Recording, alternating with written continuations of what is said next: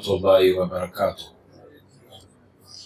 الحمد لله رب العالمين، والصلاة والسلام على رسول الله صلى الله عليه وعلى آله وأصحابه أجمعين. أما بعد، فأعوذ بالله من الشيطان الرجيم. بسم الله الرحمن الرحيم.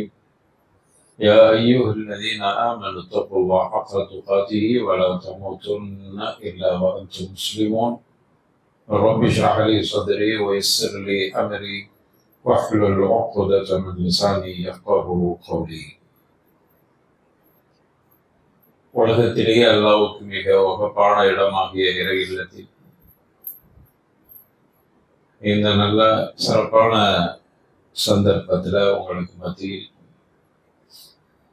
சையதுனா இப்ராஹிம் அலைஹிஸ்ஸலாத்து வஸ்ஸலாம் அவர்களுடைய வரலாற்று செய்தியில் நமக்குண்டான பாடங்களும் படிப்பினைகளும், அவர்கள் எப்படியான பண்பாடு உடையவர்களாக இருந்தார்கள், அவர்களுடைய தியாகங்கள், இவைகளை உள்ளடக்கிய ஒரு சில கருத்துக்களை நாம் இங்கு பார்க்க இருக்கிறோம். முதல்ல சையதுனா இப்ராஹிம் அலைஹிஸ்ஸலாத்து வஸ்ஸலாம் அவர்கள் எங்கு பிறந்தார்கள், அவர்கள் எங்கு பிறந்தார்கள் என்கிற விஷயத்துல பல கருத்துக்கள் சொல்லப்படுகிறது. ஆக மொத்தத்தில் ஈராக்ல பிறந்திருக்கிறாங்க. ஆனால் ஈராக்ல எந்த பகுதியில் பிறந்தார்? பாபில் என்கிற பகுதியில, அதுலேயும் அறுது சவாத், கருப்பு பூமி என்று சொல்லப்படுகிற இடம். ஏன் அதுக்கு கருப்பு பூமி என்று பெயர் வந்தது என்றால், பாபிலோன் சொல்றோம்ல, பாபில் என்கிற அந்த ஈராக்கின் பகுதி, அதெல்லாம் அந்த பகுதியில் விவசாயம், அந்த காலத்துல விவசாயம் செய்யப்பட்டு அந்த பகுதி விவசாயத்துக்கு பிறகு ஏற்படுகிற மணலில் ஒரு மாற்றம்தான் ஒரு சவாத், ஒரு கருப்பு நிலை.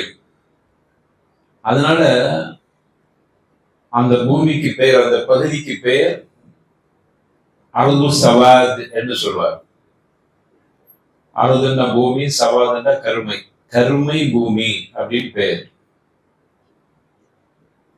அந்த கருமை பூமியாகிய பாபிலோன் என்கிற ஈராக்கின் ஒரு பகுதியில் பிறந்தார்கள். ஒரு விஷயத்துல மட்டும் எல்லா வரலாற்று ஆசிரியர்களும் ஒத்து போறாங்க, ஈராக்ல பிறந்தாங்க, அதுல சந்தேகம் இல்லை. ஆனா எந்த இடம்ங்கிறதுல, பாபிலோன் என்கிற கரும்பூமிக்கு பக்கத்துலயா அல்லது அதுல இருந்து கொஞ்சம் தூரத்துல கூர்சா அப்படிங்கக்கூடிய இடம், அந்த கூர்சா என்கிற இடம் தான் நம்ரூதுன்னு கேள்விப்பட்டிருப்பீங்க. நம்ரூது பிறந்து ஆட்சி செய்த ஒரு பகுதி, கொடுங்கோல் மன்னன் நம்ரூத் என்று சொல்லக்கூடியவர். அந்த பகுதியில பிறந்தாங்களா அப்படிங்கிற அந்த இடத்தில் உண்டான கருத்து வேறுபாடு. அது நமக்கு பெருசா அதை நம்ம தெரிஞ்சுக்கிறோன்னு அவசியம் இல்லை. ஆக ஈராக்ல பிறந்தாங்க. இது இப்ராஹிம் அலைஹிஸ்ஸலாத்து வஸ்ஸலாம் அவர்களுடைய பிறப்பு சம்பந்தமான விஷயம். இப்ராஹிம் அலைஹிஸ்ஸலாத்து வஸ்ஸலாம் அவர்கள் பிறக்கிற அந்த பகுதி சமுதாய மக்கள் எப்படி இருந்தாங்க அப்படின்னு சொன்னா, அவர்கள் எல்லாம் சிலை வணக்கம் செய்யக்கூடியவர்களாக, நட்சத்திரங்களையும் சந்திரனையும் சூரியனையும் வணங்கி கொண்டிருக்கிற ஒரு சமூகமாக இருந்தார். ஏகத்துவன்னா அவர்களுக்கு எதுவுமே தெரியாது, அப்படின்னு ஒண்ணு இருக்கிறதே தெரியாது. அப்படியான ஒரு மக்கள் ஈராக்ல அப்படி ஒரு பகுதி. அந்த பகுதியில தான் இந்த மனிதர் பிறந்திருக்கிறார். ஏகத்துவத்தினுடைய அடையாளம் சையதுனா இப்ராஹிம் அலைஹிஸ்ஸலாத்து வஸ்ஸலாம். ஏகத்துவத்தினுடைய ஷிஆர் இப்ராஹிம் அலைஹிஸ்ஸலாத்து வஸ்ஸலாம். ஆனால் அவர்கள் பிறந்த பகுதி, அவர்கள் அந்த சமூகம் அனைவர்களும் சிலை வணக்கத்தில் மூழ்கிய ஒரு சமுதாயம். இணை கற்பித்தல் அவர்கள்ட்ட அதிகமாக இருந்தது. எந்த அளவுக்கு என்று சொன்னால், அவர்களுடைய தந்தைய சிலையை அவர் தயாரித்து அவர் வியாபாரம் பண்ணக்கூடியவராக இருந்தார். அப்படின்னா பார்த்துக்கோங்க எப்படியான ஒரு சமூகத்தில் அவர்கள் பிறந்தார்கள் என்பதை அல்லாஹ் சொல்லி காட்டுறான். இது قال إبراهيم لأبيه آزر, அவருடைய தந்தை ஆசர். சிலர் ஆசர் என்பது அவருடைய தந்தை இல்லை, சில தப்சீர் அப்படி ஒரு விளக்கம் கொடுக்கிறாங்க. அவருடைய சிறிய தந்தை, பொதுவாக அரபுகள்கிட்ட சிறிய தந்தை, ஜெத்து, பாட்டனார், இவர்களுக்கு எல்லாத்துக்குமே தந்தை சொல்ற பழக்கம் இருக்குது. தந்தை அப்படின்னு சொல்லுவாங்க. அந்த அடிப்படையில தான் இப்ராஹிம் தன்னுடைய தந்தை ஆகிய ஆசர்கிட்ட அப்படின்னு அல்லாஹ் அந்த பகுதியின் பழக்க வழக்கத்தில் சொல்லப்பட்ட வார்த்தையை தவிர சொந்த தந்தை இல்லை அப்படிங்கிறாங்க. ஆனா அந்த சிந்தனை ஒரு தூரமான ஒரு சிந்தனை. ஆசர் என்கிறவர் அவருடைய தந்தை என்பதே சரியான கருத்து.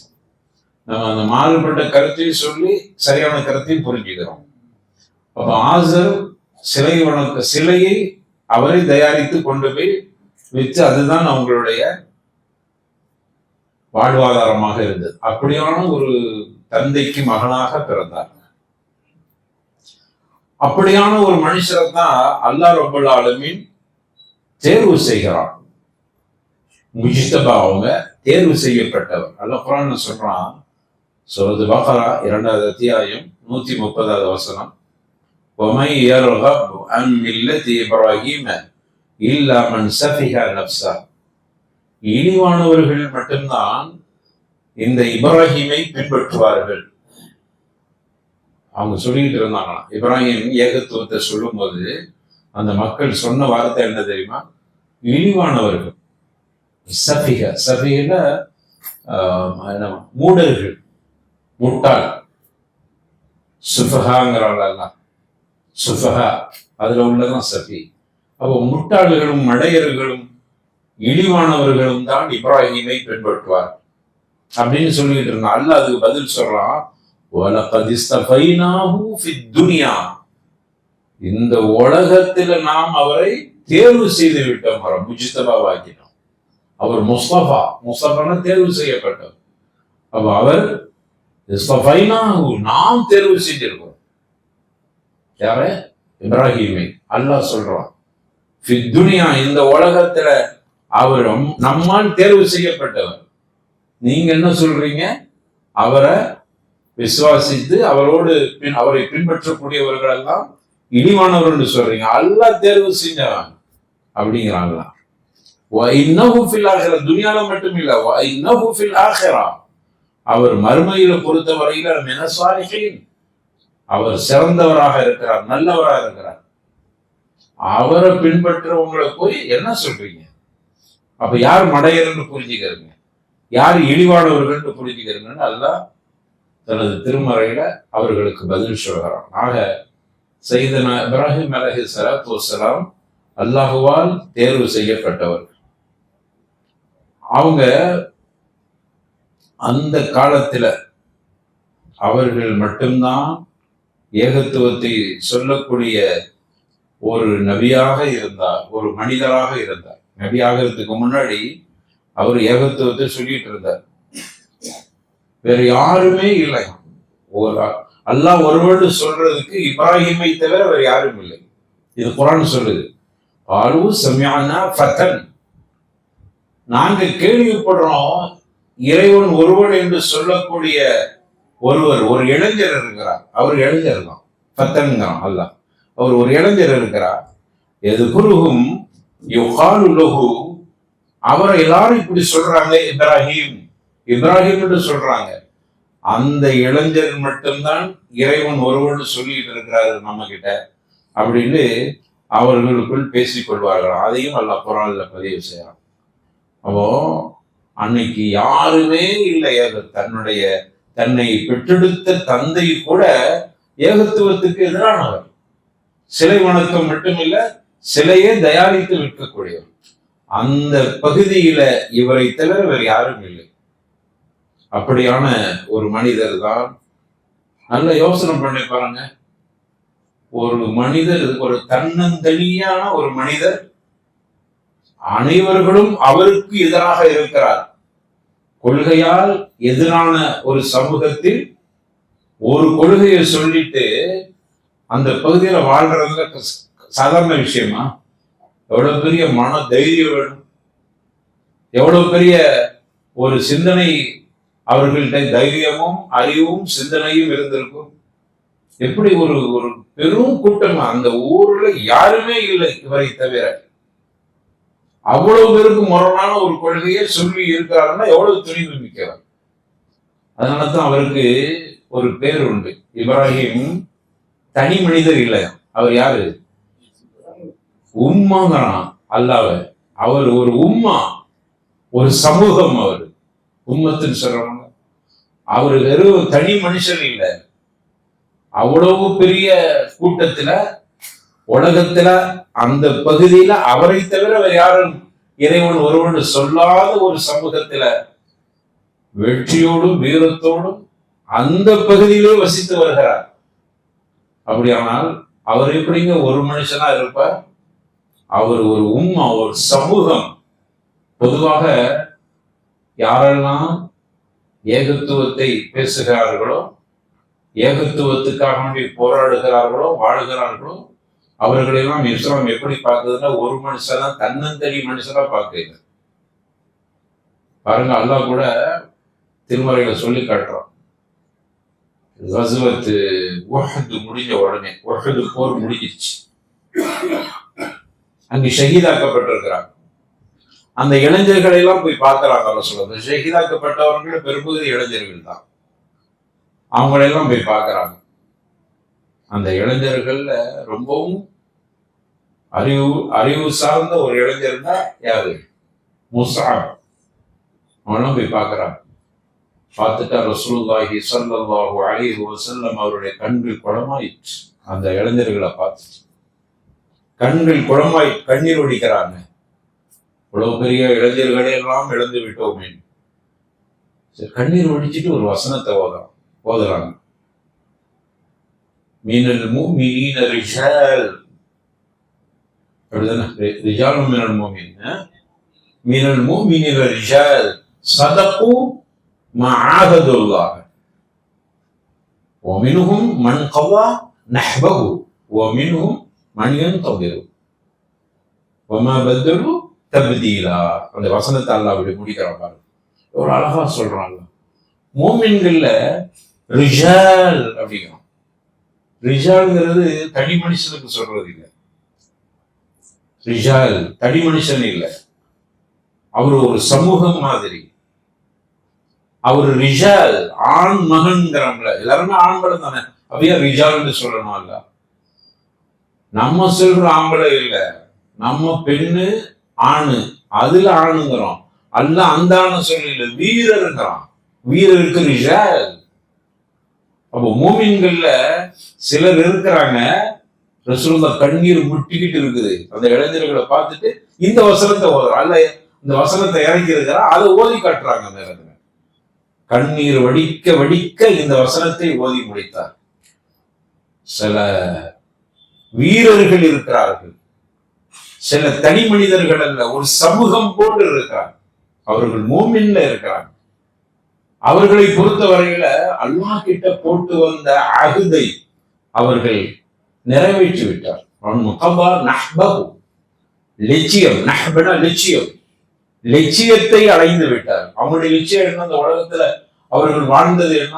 உலகத்தில் ஆசா பாசங்களை எல்லாம் இந்த உலகத்திலேயே சுவைத்து அதிலேயே நாம் வாழ வேண்டும் என்று துணி ஆசையுடைய அதான் லட்சியம் அவர்களுக்கு இல்லை. ஆகிரத்திற்காக வேண்டி வாழ்ந்தார். அது அவர்கள் கிடைத்து விட்டு இன்னும் அவர்கள் சிலர் எதிர்பார்த்துட்டு இருக்கிறார், அந்த லட்சியத்தை எதிர்பார்க்கிறார். எவ்வளவு ரிஜால்களை நாம் இழந்திருக்கிறோம், எவ்வளவு வீரர்களை இழந்திருக்கிறோமே. இழந்தோன்னு இஸ்லாத்துல இருந்தா இதே கதிதான் நமக்கு என்று பயந்து ஓட மாட்டார். ஒமினுகும் மண் எழுத்தோது அவர்கிட்ட சிலர் எதிர்பார்த்துட்டு இருக்கிறாங்க அந்த லட்சியத்தை அடைத்து. நம்ம வந்து தகுதியில அதுல எந்த மாற்றமும் இல்லை. வார்த்தையில தகுதியில் பண்ணுவாங்களா? இல்ல. அதுல ஏதாவது மாறிகேறி நடப்பாங்களா? இல்ல. உறுதியா இருப்பாங்க. அப்ப அந்த வசனத்தை சொல்லும் போது ரசூலுல்லாஹி ஸல்லல்லாஹு அலைஹி வஸல்லம் அதில் ஒரு சிலரை கூட எப்படி சொல்ற ரிஷாலுங்கிறாங்க. அவர்கள் ஒரு சமூகம் மாதிரி. அதனாலதான் இஸ்லாமிய பார்வையில் இஸ்லாம் என்கிற அந்த வார்த்தையோடு துணிந்து யாரெல்லாம் செயல்படுகிறார்களோ குறைவா இருப்பாங்க, ஒரு ஆளா கூட இருப்பாங்க, அல்லது 10 பேரா தான் இருப்பாங்க. அவங்க ஒரு ஜமா, ஒரு உம்மா. அவர்கள் தனி மனிதர்கள் இல்லை. இந்த வசனம் நமக்கு அதை நினைவுறுத்துகிறது. நீங்க நினைக்கிறீங்க, அப்பா ஏகத்துவத்தை சொல்றதுக்கு கம்மியா இருக்கிறோம், குறைவா இருக்கிறோம், நம்ம மட்டும்தான் இருக்கிறோம். இல்லைங்க, அவர்கள் எல்லாம் ரிஷால், ஒரு உம்மா, ஒரு சமூகம். சையதுனா இப்ராஹிம் அலைஹிஸ்ஸலாத்து வஸ்ஸலாம் அவர்கள் எல்லாம் அப்படித்தான் சொல்லி காட்டுகிறார். அப்போ அவங்க ஒரு தனி மனிதனாக இருந்தாலும் கூட ஒரு சமூகம் போன்று இருந்தார். அவர்களை பொறுத்த வரையில அல்லாவுக்கு முழுக்க முழுக்க கட்டுப்பட்டார். அல்லாஹ் சொன்னானா, இது கால லஹு ரப்புஹு அஸ்லிம், அவரை பார்த்து கட்டுப்படுங்கன்னு சொன்ன உடனே கால அஸ்லம்து லிரப்பில் ஆலமீன், அகிலத்தாரின் இரட்சகனுக்கு நான் முழுக்க முழுக்க கட்டுப்பட. அஸ்லம் திருந்தாங்க, அடிபடிந்து விட்டேன். அதனாலதான் அவ்வளவு முஸ்லீம்ங்கிறாங்க. முதல் முஸ்லீம் யாரு? அதுக்கு முன்னாடி முஸ்லீம்கள் இருக்கத்தானே செஞ்சாங்க. இப்ராஹிம் அலைஹிஸ்ஸலாம் முதல் முஸ்லீம். ஆனா இப்ராஹிம் அலைஹிஸ்ஸலாம் நான் தான் முதல் முஸ்லீம்ங்கிறாங்க. அல்ல அதை குர்ஆன்ல அதை உறுதிப்படுத்தி சொல்றாரு. ஆமா, சையதுனா இப்ராஹிம் அலைஹிஸ்ஸலாம் சொன்னாங்க, அது உண்மைங்கிறத அல்லாஹ் குர்ஆன்ல சொல்றோம். அப்ப நம்ம வரலாறு படிக்கிற இப்ராஹிம் அலைஹிஸ்ஸலாத்துக்கு முன்னாடி மேல உள்ள நபிமார்கள், பெரிய நபிமார்கள், அவங்க எல்லாம் முஸ்லீம் தானே. எதுக்கு அவ்வளவு முஸ்லீம்? அவங்க முதல் முஸ்லீம் அவங்க அப்படின்னு சொன்னா, அல்லாஹ் அஸ்லிம் சொன்ன உடனே அஸ்லம்து லிரப்பில் ஆலமீன் அப்படின்ட்டாங்க. அஸ்லிம்ங்கிற வார்த்தை சொல்லி முடிப்பதற்கு முன்னால் அவங்க அஸ்லம்து லிரப்பில் ஆலமீன், உடனே கட்டுப்பட்டுட்ட அகிலத்தாரி. முதல்ல சொன்ன ஆள் அவர் அந்த பகுதி மக்கள்ல. அதனால் இப்ராஹிம் அலைஹிஸ்ஸலாத்து வஸ்ஸலாம் அவர்களுக்கு அந்த ஒரு வாய்ப்பும் இருக்கிறது. ஆக இப்படியான இப்ராஹிம் அலைஹிஸ்ஸலாத்து வஸ்ஸலாம் அவர்கள் ஒரு சிறந்த மனிதர். குர்ஆன்ல அவரை பற்றி பல இடங்களில் அல்லாஹ் சொல்றோம். இப்ராஹிம் அப்படிங்கக்கூடிய வார்த்தை அரபி இல்லை. அரபி பேரா இப்ராஹிம் இல்லை, அரபி இல்லை, அதுக்கு அர்த்தமே இல்லை. இப்ராஹிம் அர்த்தமே இல்லை. ஆனால் அந்த அவங்க பாஷையில ஏதாவது இருந்திருக்கலாம். அப்படியான ஒரு மனிதர் தான் இப்ராஹிம் அலைஹிஸ்ஸலாத்து வஸ்ஸலாம். ஒரு புதுமையான பேர். அதுக்கு முன்னாடி யாருக்கு இப்ராஹிம் இல்லை, அதுக்கு பிறகுதான் இப்ராஹிம். இந்த இப்ராஹிமில் இருந்துதான் அதற்கு பிறகு உம்மத்தே முஹம்மதியாவோட தான் இப்ராஹிம் என்கிற பெயர் இந்த நபியை வைத்து வருகிறது. ஏன்னா அவங்கதான் மில்லத்தை இப்ராஹிம், அவங்களுக்கு அப்படி ஒரு பேர் இருக்கு, மில்லத்தை இப்ராஹிம். மில்லத்துனா என்ன? இப்ராஹிமுடைய மார்க்கம். தீனுல் இஸ்லாம் யாருக்கு சொந்தமானது? அல்லாஹ்வுக்கு சொந்தமானது. ஆனா அல்லாஹ் குர்ஆன்ல யாருக்கு சொந்தங்கிறான்? மில்லத்தை இப்ராஹிம்ங்கிறாங்க, இப்ராஹிமுக்கு சொந்தம். இப்ப அல்லாஹ் இந்த மார்க்கத்தை இப்ராஹிமுக்கு விட்டு கொடுக்கிறான் அலைஹிஸ்ஸலாத்து வஸ்ஸலாம். ஏனென்றால் அவருடைய உழைப்பு சாதாரணமானதல்ல. அவர்களுடைய உழைப்பு நமக்கு வேணும் பெருசா தெரியல. ஆனால் குர்ஆனை நம்ம படிச்சு பார்க்கும்போது அவங்க வாழ்ந்த அந்த சமூகத்தை பார்க்கிற பொழுது சையதுனா இப்ராஹிம் அலைஹிஸ்ஸலாம் தனி மனிதனாக இருந்து இந்த மார்க்கத்துக்கு தியாகம் பண்ணதுனால அல்லாஹ்வே சொல்லிட்ட மில்லத்தை இப்ராஹிம ஹனீஃபன். இந்த மார்க்கம் இப்ராஹிமுக்கு சொந்தமானது. அதனாலதான் ரசூலுல்லாஹி ஸல்லல்லாஹு அலைஹி வஸல்லம் சொன்னாங்க, இப்ராஹிம் நம்முடைய இப்ராஹிமுடைய மார்க்கம். ஸலவாத்தை கூட கற்றுக் கொடுத்தாங்க. அல்லாஹும்ம ஸல்லி அலா முஹம்மதின் வ ஆலி முஹம்மதின் கமா ஸல்லைத அலா இப்ராஹிம் வ அலா ஆலி இப்ராஹிம். நீங்க எனக்கு ஸலவாத் சொல்கிற பொழுதெல்லாம் இப்ராஹிமுடைய குடும்பத்திற்கும் அருள் புரிந்ததை போன்று அல்லாஹ்வே முஹம்மது ஸல்லல்லாஹு அலைஹி வஸல்லம் அவர்களுக்கு அருள் புரிவார். ஏன்னா இப்ராஹிமுக்கு அவ்வளவு அருளை புரிஞ்சிருக்கிறாங்க. அவருடைய வாழ்க்கை முழுக்க தியாகம் தான். சில பேருடைய வாழ்க்கையில தியாகம் இருக்கும், ஆனால் சையதுனா இப்ராஹிம் அலைஹிஸ்ஸலாத்து வஸ்ஸலாம் அவர்களுடைய வாழ்க்கை முழுக்கமே தியாகம் தான். அப்படிப்பட்ட தியாக ஷம்மல் மில்லத்தை இப்ராஹிம் அலைஹி ஸலாத்து வஸ்ஸலாம் அவ்வல் முஸ்லிம். அவங்க அல்லாஹ் அஸ்லிம்னு சொன்னோடனே அஸ்லம்து லிரப்பில் ஆலமீன் சொன்ன ஒரு மனிதர், பெரிய தியாகி. எனவே அவருக்கு அருள் புரிந்ததை போன்று முஹம்மதாகிய எனக்கு அருள் புரிய வேண்டும் என்று இந்த உம்மத்துக்கு துஆ செய்ய சொன்னாங்க. அதனாலதான் நம்ம இப்ராஹிம் அலைஹி ஸலாத்து வஸ்ஸலாம் அவர்களுக்கும் ஸலவாத்துல சேர்த்து சொல்றோம். அல்லாஹ் புகழ்ந்து சொல்றான், உத்குர் ஃபில் கிதாப இப்ராஹிம். அப்படி சொல்றதுக்கு காரணம் என்ன? குர்ஆன் அப்படி வலியுறுத்து பாருங்க. அல்லாஹ்வுடைய தூதருக்கு சொல்ற உத்குர் ஃபில் கிதாப இப்ராஹிம். கொஞ்சம் அல்லாஹ் சொல்றான், நினைச்சு பாருங்க. ரசூலுல்லாஹ்க்கு சொல்றோம், கொஞ்சம் நினைவு கூறுங்க. யார் விஷயத்துல? இப்ராஹிமை பற்றி நினைவு கூர்ந்து பாருங்க. இன்னஹு கான சித்தீகன் நபியா. வெறும் நபி மட்டும் இல்ல, சித்தீக். அவங்க உண்மையான நபி. நபினால உண்மை பேசினாதான் நபி. நபி பொய் பேசினா நபியா இருக்க லாயக்கு இல்லை, நபியா இருக்க தகுதியே இல்லை. அல்லாஹ்வுடைய கலாம பொய் சொல்லிடக்கூடாதுல்ல. அதனால சித்திகை தான் நபியாக ஆக்குவான். சித்திக்குன்னு சொல்லவே, நபினால சித்திக்கு தானே. ஆனா இப்ராஹிம் அலைஹிஸ்ஸலாத்து வஸ்ஸலாம் அவர்கள் அல்லாஹ் சொல்லும் போது கான சித்தீகன் நபியா அப்படிங்கிறான். ரசூலுல்லாஹ்க்கு கூட அப்படி சொல்லல. அவரு சித்திகாவும் நபியாகவும் இருக்கிறார். உண்மை பேசுகிற நபி. இது அல்லாஹ் சான்று சொல்றான். அதை கொஞ்சம் நினைச்சு பாருங்க, நினைவு கூறுங்க ரசூலுல்லாஹ். அதனாலதான் மில்லத்தை, இதனுடைய காரணம் தான் அல்லாஹ்வுடைய தூதர் மில்லத்தை இப்ராஹிம ஹனீஃபாங்கிறதெல்லாம் வைத்து தான் ஸலவாத்து சொல்கிற பொழுது இப்ராஹிமுக்கு அருள் புரிந்ததை போன்று இவ்வளவு புகழ்ந்து அல்லாஹ்வோட நாவல சொல்லப்படுகிறது. அல்லாஹ் இவரை புகழ்ந்து சொல்றான. அல்லாஹ் ரப்பல் ஆலமீன் இவரை சித்தீக்குன் நபி என்று சொல்லுகிற பொழுது அது எவ்வளவு பெரிய அல்லாஹ் புறத்திலிருந்து சான்று கிடைத்தது என்றால் அந்த பாக்கியம் எனக்கு வேண்டும். அதே போன்று இப்ராஹிம் அலைஹிஸ்ஸலாத்து வஸ்ஸலாம் அவர்களை பற்றி சொல்கிற பொழுது இன்னும் சொல்றான் அல்லாஹ். இப்ராஹிம் இன்னும் சொல்லட்டுமா? அவர் கல்பு எப்படிப்பட்ட கல்பு தெரியுமா? முதல்ல ஆளுடைய ஜிஸ்ம சொல்லியாச்சு. ஜிஸ்ம் எப்படி? இப்ராஹிமுடைய ஜிஸ்ம் எப்படி இருக்கும்? ஒரு மனுஷன் இல்லை, உம்மா. சரி, அப்ப அதான் சொல்லியாச்சு. நபி அவர் வெறும் நபி இல்ல, சித்தீக். இப்ப சொல்றான் அவருடைய கல்வி எப்படி இருக்கு தெரியுமா? எல்லாத்தையும் அல்லாஹ் சொல்றான் பாருங்க. எப்படி சொல்றான் அல்லாஹ்? கல்வி சலீம். அவருடைய கல்வி சலீமா இருந்துச்சான்.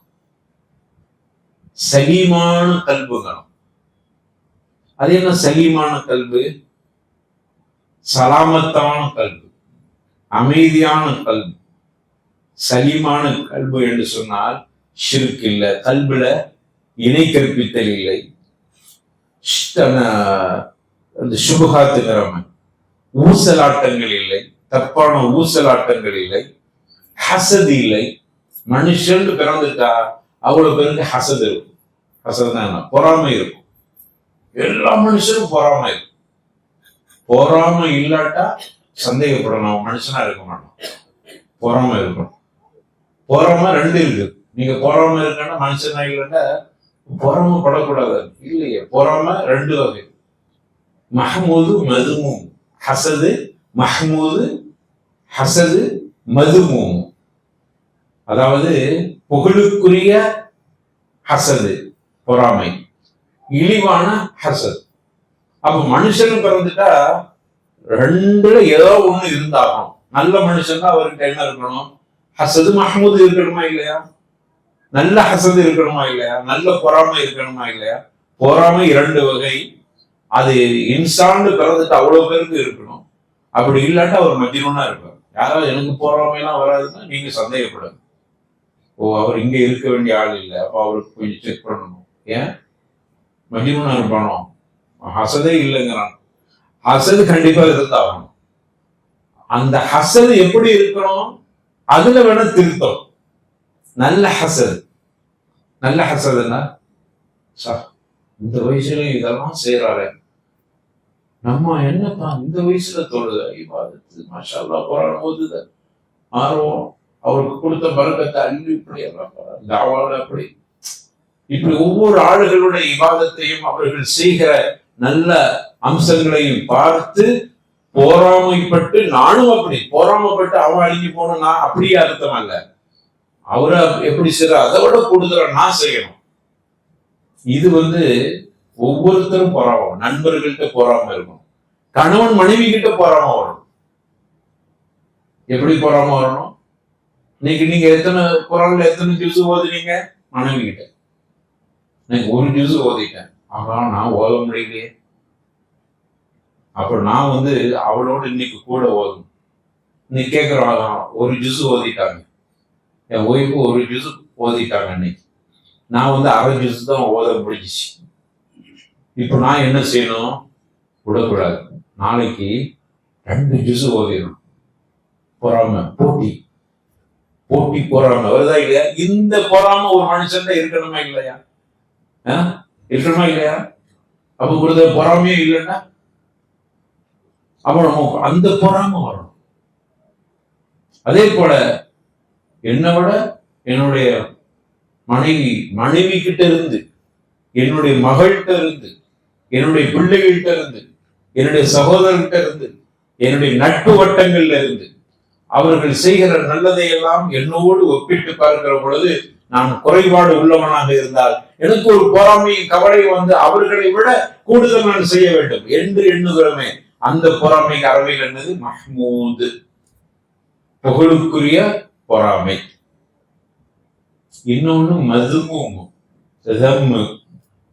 இழிவான பொறாமை. அந்த பொறாமை கண்டிப்பா இருக்கணும். அது என்ன? அடுத்தவன் கொஞ்சம் நல்லா இருந்தாலே நமக்கு பிடிக்கிறது இல்லை.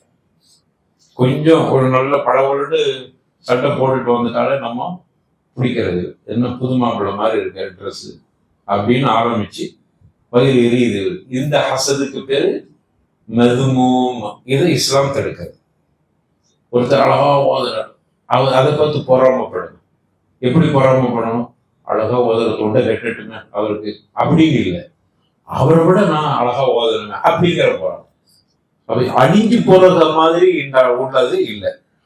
அதனால இப்ராஹிமுக்கு அவருடைய கல்வி எப்படி இருந்ததுன்னா வித்தியாசம். மனுஷன்டா அவனோட பொறாமை இருக்கணும். ஆனா இந்த மனுஷனுக்கு சலீமா இருக்குது, கல்வி சலீம். சலீம்னா சரியான கல்வின்னு வச்சுக்கிறேங்க. சரியான கல்வி, தூய்மையான கல்வி, அமைதியான கல்வி. கல்வி முத்துமையின்னாங்களால யா அய்யுஹன் நஃப்ஸுல் முத்மஇன்னா இர்ஜிஇ இலா ரப்பிகி ராதியத்தன் மர்திய்யா அல்லாஹ் சொல்றான். ஃபதுகுலி ஃபி இபாதி வதுகுலி ஜன்னதி. அப்ப இந்த மாதிரி யாருக்கிட்ட கல்வி சலீமா இருக்குதோ அவர் கல்வி முத்துமையின்னா போயிடுவார். அமைதி உள்ள ஒரு சாந்தி, அமைதி, ஒரு நிம்மதி உள்ளவராக ஆகிடுவார். சையதுனா இப்ராஹிமுக்கு அப்படி இருந்ததுன்னு அல்லாஹ் சொல்றான். கல்வி சலீம். அவர்கிட்ட ஹசது, பொறாமை இல்லை, அவர்கிட்ட ஒரு ஷிர்க் இல்லை, அவர்கிட்ட இணை கற்பித்தல் உள்ள அம்சங்கள் எதுவும் இல்லை, அவர்கிட்ட வசாபிசி இல்லை, அதாவது சந்தேக பார்வை இல்லை, ஊசலாட்டங்கள் இல்லை, தப்பான எண்ணங்கள் இல்லை.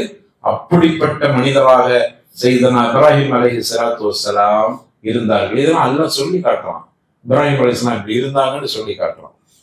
அதே போல இப்ராஹிம் அலைஹிஸ்ஸலாமே சொல்லி காட்டுறாங்க. அதையும் அல்லாஹ் குர்ஆன்ல சொல்றான். அல்லாஹ் ஒரு பக்கம் இப்ராஹிமை புகழ்ந்து சொல்றான், அடுத்தது இப்ராஹிம் அலைஹிஸ்ஸலாம் சொன்ன வார்த்தையையும் அவர் புகழ்ந்து சொல்லியிருப்பாரு அவரை பற்றிய, அதையும் அல்லாஹ் குர்ஆன்ல பதிவு செய்றான். ஏன்னா ரசூலுல்லாஹ்வுக்கு அவரை பற்றி உள்ள விஷயங்கள் தெரியணுமா இல்லையா? ரசூலுல்லாஹ் அவங்க காலத்துல உள்ளவங்க இல்லை, அது அல்லாஹ் குர்ஆன்ல இவங்களுக்கு இப்ராஹிம் அப்படிலாம் சொன்னாரு அப்படின்னு அல்லாஹ் சொல்லி கொடுக்குறான்.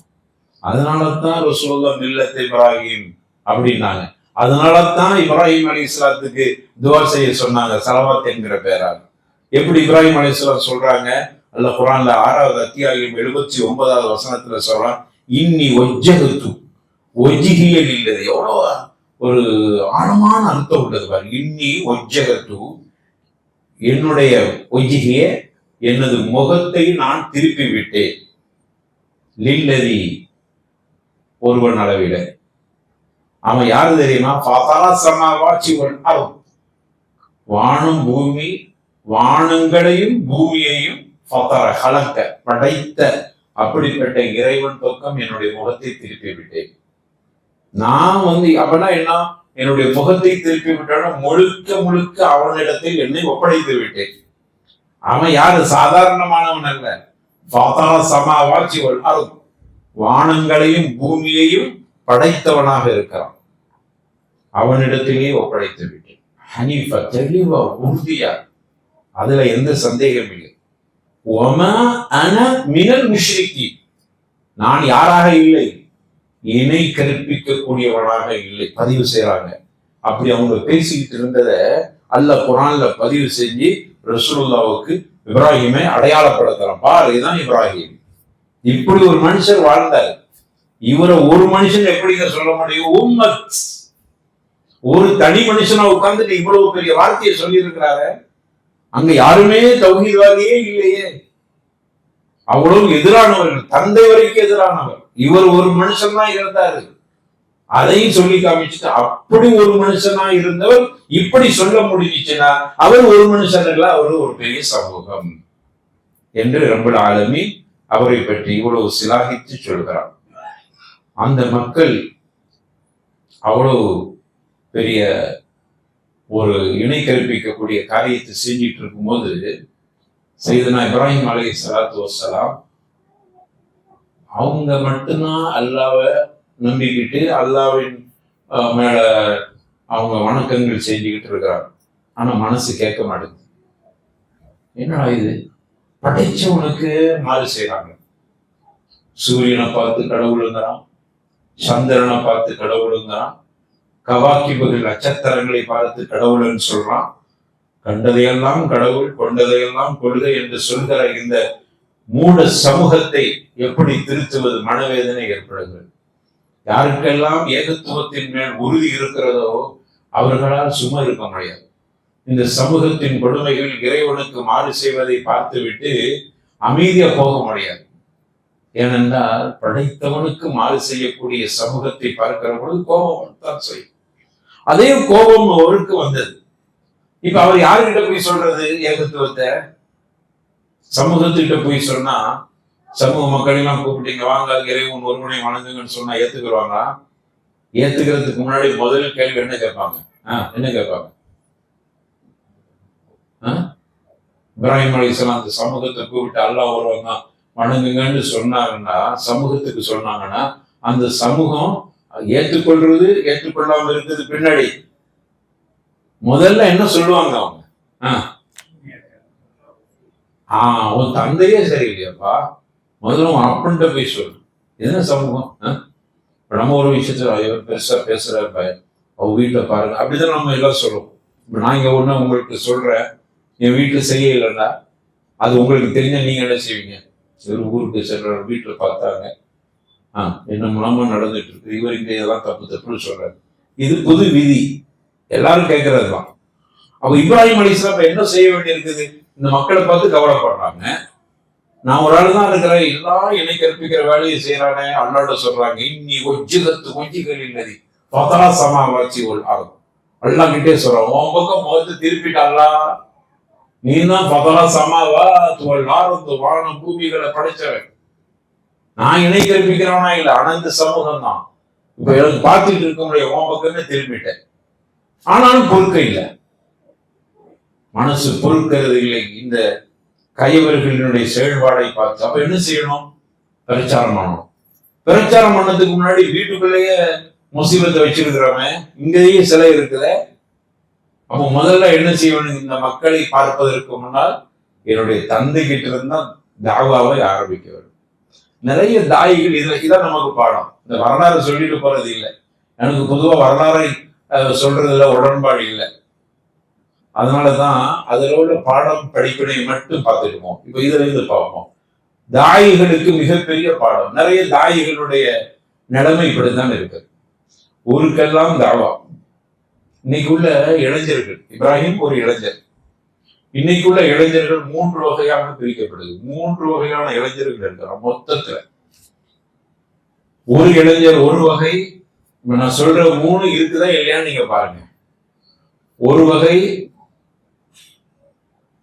அவர்கள் அப்படியே தாவா, மார்க்கம், மார்க்கப்பற்று, இஸ்லாம், தீனுல் இஸ்லாத்து அங்க அங்க தாவா ஸ்டால் போடணுமா, முதல்ல அவன் தான் போய் நிற்கிறான். மாஷா அல்லாஹ் தபாரக்கல்லாஹ். குர்ஆன் கொடுக்குறான், இபாதத்து, பள்ளிவாசல், தாவா, குர்ஆன் கொடுக்கிறது, அல்லாஹும்ம ஸல்லி அலா முஹம்மது, அப்படியே ரொம்ப தக்வா உச்சம்.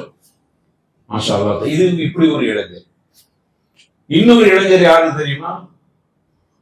அவனுக்கு திடீர்னு சீசன் தொழுகை, நோன்பு தான் அப்படி தொழுவ வந்துடுவான். அப்புறம் அப்படி ரபியுல் அவ்வல் மாசம் தொழுவானுமா. அதெல்லாம் ஏழுங்கிறது நீங்க போய் கண்டுபிடிங்க, ஏன் ரபியுல் அவ்வல் சொன்னாரு. அப்புறம் திரும்பி பார்த்து ரபியுல் ஆஹிர்ல தொழுவானுவான். அப்புறம் கொஞ்ச நாளைக்கு பள்ளி பக்கமா காணாம போயிடும். நமக்கு ஊருக்கு போயிட்டாரு, வெளியூர் பார்த்தா பெதாரில் அடிப்பார், பள்ளிவாசலுக்கு வர மாட்டார். அப்புறம் கொஞ்ச நாள் சேர்த்து திரும்ப அப்படி வந்து புதுப்பிச்சுட்டு போயிடுவார். முத்தரதி, இவருக்கு பேர் எழுது முத்தரதி அல்லது முதபுதப், அல்ல குரான்ல முதபுதப், அப்படி இப்படி அங்கிட்டும் இல்லை இங்கிட்டும் இல்லை, ஹைக்கு நைக்கு மாதிரி அப்படி இப்படி இப்படி ஒரு கூட்டம். இப்படி இளைஞர்கள் இருக்காங்களா இல்லையா? திரும்பி பார்த்தா சந்தையா மாஷா அல்லாஹ் பார்க்கலாம், தாடி வைக்க, திரும்பி பார்த்தா தாடியெல்லாம் அப்படியே ஓட்ட கட் பண்ணி இப்படி படம் மாதிரி இருப்பார். அவருக்கு ஒரு உறுதி இல்லாத, இஸ்திகாமத் இல்லாத இல்லை. இப்படி இளைஞர்கள் இருக்காங்களா இல்லையா? மூணாவது இளைஞர் இருக்கான், முஸ்லிமத்தில் சொல்றேன், வேற யாரும் இல்லை. மூணாவது கிறிஸ்துவ என்னன்னா, அவனுக்கு ஒண்ணுமே இருக்க, பேர் மட்டும்தான். அவன் பேரை கேட்டா முஸ்லீமா நீங்க, வேற ஒண்ணுமே இருக்கு. அவனுக்கு தீனமா இருக்கான், சொல்லுது, இபாதத்து போறான். இவன் எப்பமாவது வருவான் பள்ளிக்கு, அவன் சுத்தமா வரமாட்டான். அவன் அப்படி வர்றதா இருந்தா அவன் செத்து போனா மட்டும் அவனை கொண்டு வந்து தொலை வைக்கிறதுக்கு வேணும் தூக்கிட்டு வருவாங்க. இப்படி இளைஞர், 3 இளைஞர் இருக்காங்க. இதுல முதல் இந்த 3க்குள்ள எல்லா இளைஞரும் கட்டுப்பட்டுரும். இதை தாண்டி இளைஞர்கள் இல்லை. அதுல அந்த தாவான்னு சொன்ன பார்த்தீங்களா, மேல உள்ள ஒருத்தன் எங்க ஸ்டால்னான்னு உடனே போயிடுவான். தப்புவா, தாவா, தரிசு அப்படி பார்த்தா அப்படியே சுத்திக்கிட்டே இருப்பான். அங்க தரிசுனாலும் போயிடுவான், இங்க இருந்து எம்எம்டியோட தரிசு போயிடுவான். அதிகாலையில தான் 4 மணிக்கு அங்க போயிடுவான். அப்புறம் பீச்சில் ஸ்டால் போடணும், தாவா போயிடுவான். ஒரு 100 குரானை கையில கொடுத்தாலும் 2 நாள் குரானை எல்லாத்தையும் கொடுத்துட்டு வந்துடுவான். மாஷா அல்லாஹ் தபாரக்கல்லாஹ். இந்த இளைஞர் 2 வகை இருக்கான். அதுல ஒரு சில இளைஞர்கள் மாஷா அல்லாஹ் தபாரக்கல்லாஹ் தாவா எல்லாம் செஞ்சுட்டு அவருடைய வேலை பொழப்பு சம்பாத்தியம் அதுலயும் கரெக்டா இருப்பார். இந்த இளைஞர் இருக்கான் பாருங்க, இவன் உடம்பு இல்லை, உடனே வீட்டுல போய் கேட்டா என்னங்க தாவா தாவான்னு போறோம், பொண்டாட்டி பிள்ளைக்கு சம்பாதிச்சு கொடுக்கல, ஓசி சோத்து தின்னுட்டு தாவான்னு செஞ்சுக்கிட்டாலே, அல்லது தாவா பேரில் தன்னை ஏமாற்றி கொண்டிருக்கிறான். இவர்களை பற்றி நம்ம கண்டிப்பா அடையாளப்படுத்தணும். அவர்களை நம்ம சமூகத்துல அந்த இளைஞர்களை காப்பாற்றணும். இவர்கள் தாவா என்கிற பேரை சொல்லி தாவா இஸ்லாத்தையே கேவலப்படுத்தக்கூடிய ஸ்டால் போடுறான். அதெல்லாம் இருக்கட்டுங்க, நீ என்னப்பா சம்பாதிக்கிறான்? சஹாபாக்கள் பாருங்க, புகாரில ஒரு பாடமே இருக்கு, தனாவுப் அப்படின்னு ஒரு பாடம். தனாவுப்னா முறை வைத்து கற்றல் அப்படின்னு ஒரு பாடமே இருக்கு. நான் சொல்ற தமிழ் வேணா வித்தியாசமா இருக்கலாம். முறை வைத்து கற்றல், ஆனா அந்த அந்த இதுலதான் அது தமிழ் பண்ணியிருப்பாங்க, தனாவுப். அதுக்கு அப்ப முறை வைத்து கற்றல்னா என்னன்னா, இன்னைக்கு ஒரு சஹாபி உமர் கத்தாப் ரலியல்லாஹு அன்ஹு இன்னைக்கு வந்து ரசூலுல்லாஹ்ட்ட பாடம் படிப்பாங்க, நாளைக்கு தரிசுக்கு வரமாட்டாங்க. எங்க போயிடுவாங்க? சம்பாதிக்க போயிடுவாங்க, கடை வீதி. அப்ப சம்பாதிக்க போயிட்டு அப்ப ரசூலுல்லாஹ் சொல்றதை கேட்க முடியாது, இன்னொரு ஆள் வருவாரு, அதான் தனாவுப். அவரை சாட்டிட்டு போயிடும். நீங்க இன்னைக்கு போய் தரிசை எல்லாம் கவனிச்சு ரசூலுல்லாஹ் என்ன சொன்னாங்களோ அதை வந்து சொல்லிடணும், நான் இன்னைக்கு சம்பாதிக்க போறேன். அடுத்த நாள் சரி, இவருக்கு இந்த வேலையை கொடுத்துட்டு இருக்க மாட்டாங்க. அடுத்த நாள் ஏன் நீ போய் சம்பாதிக்க, நான் இன்னைக்கு தரிசனம் உட்காரு. புரிகிறதா? அதுக்கு தனாவுப்னு ஒரு பாடமே புகாரில இருக்கு. அந்த ஹதீசுகளை எடுத்து படிச்சு பாருங்க. அப்ப எங்க தாவா இந்த இளைஞர்கள், சையதுனா இப்ராஹிம் அலைஹிஸ்ஸலாத்து வஸ்ஸலாம் பெரிய முன்மாதிரி. அவர்கள் தங்களுடைய ஜீவனாம்சத்துக்கு என்ன செஞ்சாங்க? ஒரு தனி உழைப்பு செஞ்சாங்க. நீங்க உழைப்பு இல்லை, ஒண்ணு இல்லை, தாவா மட்டும் சொல்லிட்டு வீட்டுக்கு சரியா சம்பாதிச்சு கொடுக்கறது இல்லை. கேட்டா எல்லாம் அப்படியே இஸ்லாம் சொல்லி இருக்குது. சஹாபாக்களுக்கு தலவகுப்பு சொல்லி இருக்குது. முறை வைத்து கற்க வேண்டும், முறை வைத்து படிக்க வேண்டும், முறை வைத்து தாவா செய்யணும்னு. போருக்கு போறதா இருந்தாலும் அதுக்கு முறை இருக்குது. அப்போ இஸ்லாம் அந்த மாதிரி தான் சொல்லுது. அப்போ இன்னைக்கு உள்ள இளைஞர்கள் இப்படியான ஒரு நிலையில சையதுனா இப்ராஹிம் அலைஹிஸ்ஸலாத்து வஸ்ஸலாம் முதல்ல தாவா வீட்டுல இருந்து ஆரம்பிக்கும். இவன் நான் சொன்ன பார்த்தீங்களா, இந்த தாவா ஊரெல்லாம் போய் தாவா பண்ணுவான்.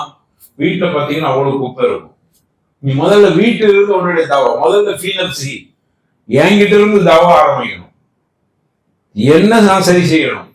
தொழுகையில, இபாதத்துல, மார்க்கப்பட்டுல, அல்லாஹ் மீது தக்குவால, குர்ஆன் ஓதுறதுல, ஹதீசுகளை படிக்கிறதுல, இதுல அகலாக்கல, பண்பாடுல எல்லாம் என்கிட்ட முதல்ல இருக்கணும். அதுக்கு பிறகு என்னுடைய குடும்பத்தார்களுக்கு நான் சொல்லணும். ஏத்துக்கிறது மறுக்கிறது அவர்களுடைய வேலை.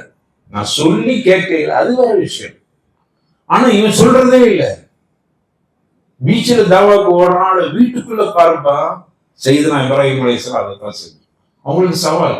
யாரும் இல்லாத சந்தர்ப்பத்தில் அவர்கள் மட்டுமே இறை ஒருவனை ஏற்றுக்கொண்டிருக்கிற அந்த நிலையில இவர்கள்ட்ட யாருக்கிட்ட போய் சொல்றது?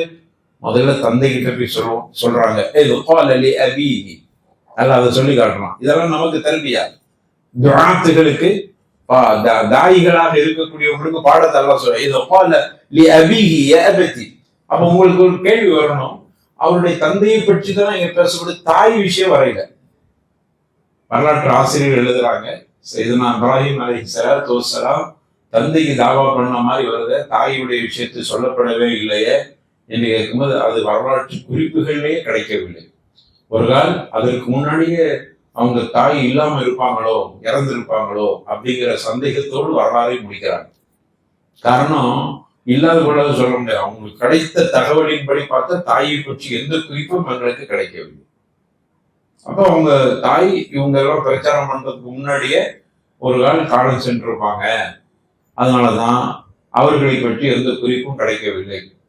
இவரை பற்றி குறிப்பு கிடைக்கிறதுக்கு ஒரு பெரிய விஷயம் என்னன்னா, இவரை சிலை வியாபாரம் செய்யக்கூடியவராக இருந்த காரணத்தால் அதற்கு நேர் மாற்றமாக இருக்கிற சையதுனா இப்ராஹிம் அலைஹிஸ்ஸலாத்து வஸ்ஸலாம் இந்த சமூகத்தில் நடைபெறுகிற இந்த இணை கற்பித்தலுடைய காரியம் அவர்களுக்கு ஒத்துக்கொள்ளவில்லை, பொறுக்கவில்லை. எனவே தன்னுடைய குடும்பத்திலிருந்து முதல்ல தாவாவை ஆரம்பிக்கணும்னு தந்தை கிட்ட போய் சொல்றாங்க.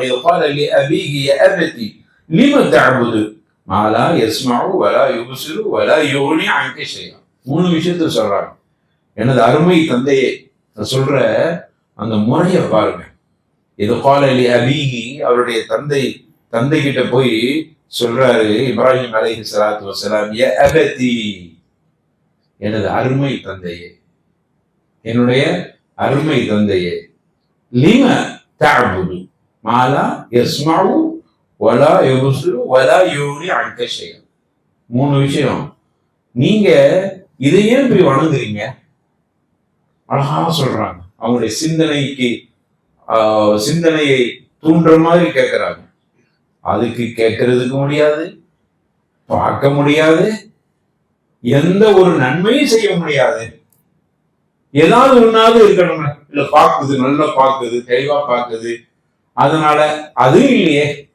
இல்ல நல்லா கேட்குது, நம்ம சொல்றதெல்லாம் கேட்குது, அதனால அந்த கடவுளை வணங்குறோம், அதுவும் இல்லையே. இல்ல எனக்கு ஏதாவது பாதுகாப்பு தருது, அதுவும் இல்லையே. இந்த மூன்றும் இல்லாத ஒன்றுக்கு ஏன் வணங்குறீங்க அப்படின்னு கேட்கிறாங்க. அதோடு நிறுத்த இல்லை. அடுத்து ஏபத்தி, எனது அருமை தந்தையே, இன்னி கது ஜஅனி மினல் இல்மி, எனக்கு ஒரு அறிவு கிடைச்சிருக்கு. அந்த அறிவு மாலம் யதிக, யாருக்கும் கிடைக்காத ஒரு இல்மு எனக்கு கிடைச்சிது. இறைவன் மட்டும்தான் வணங்கணும்னு சொல்லி.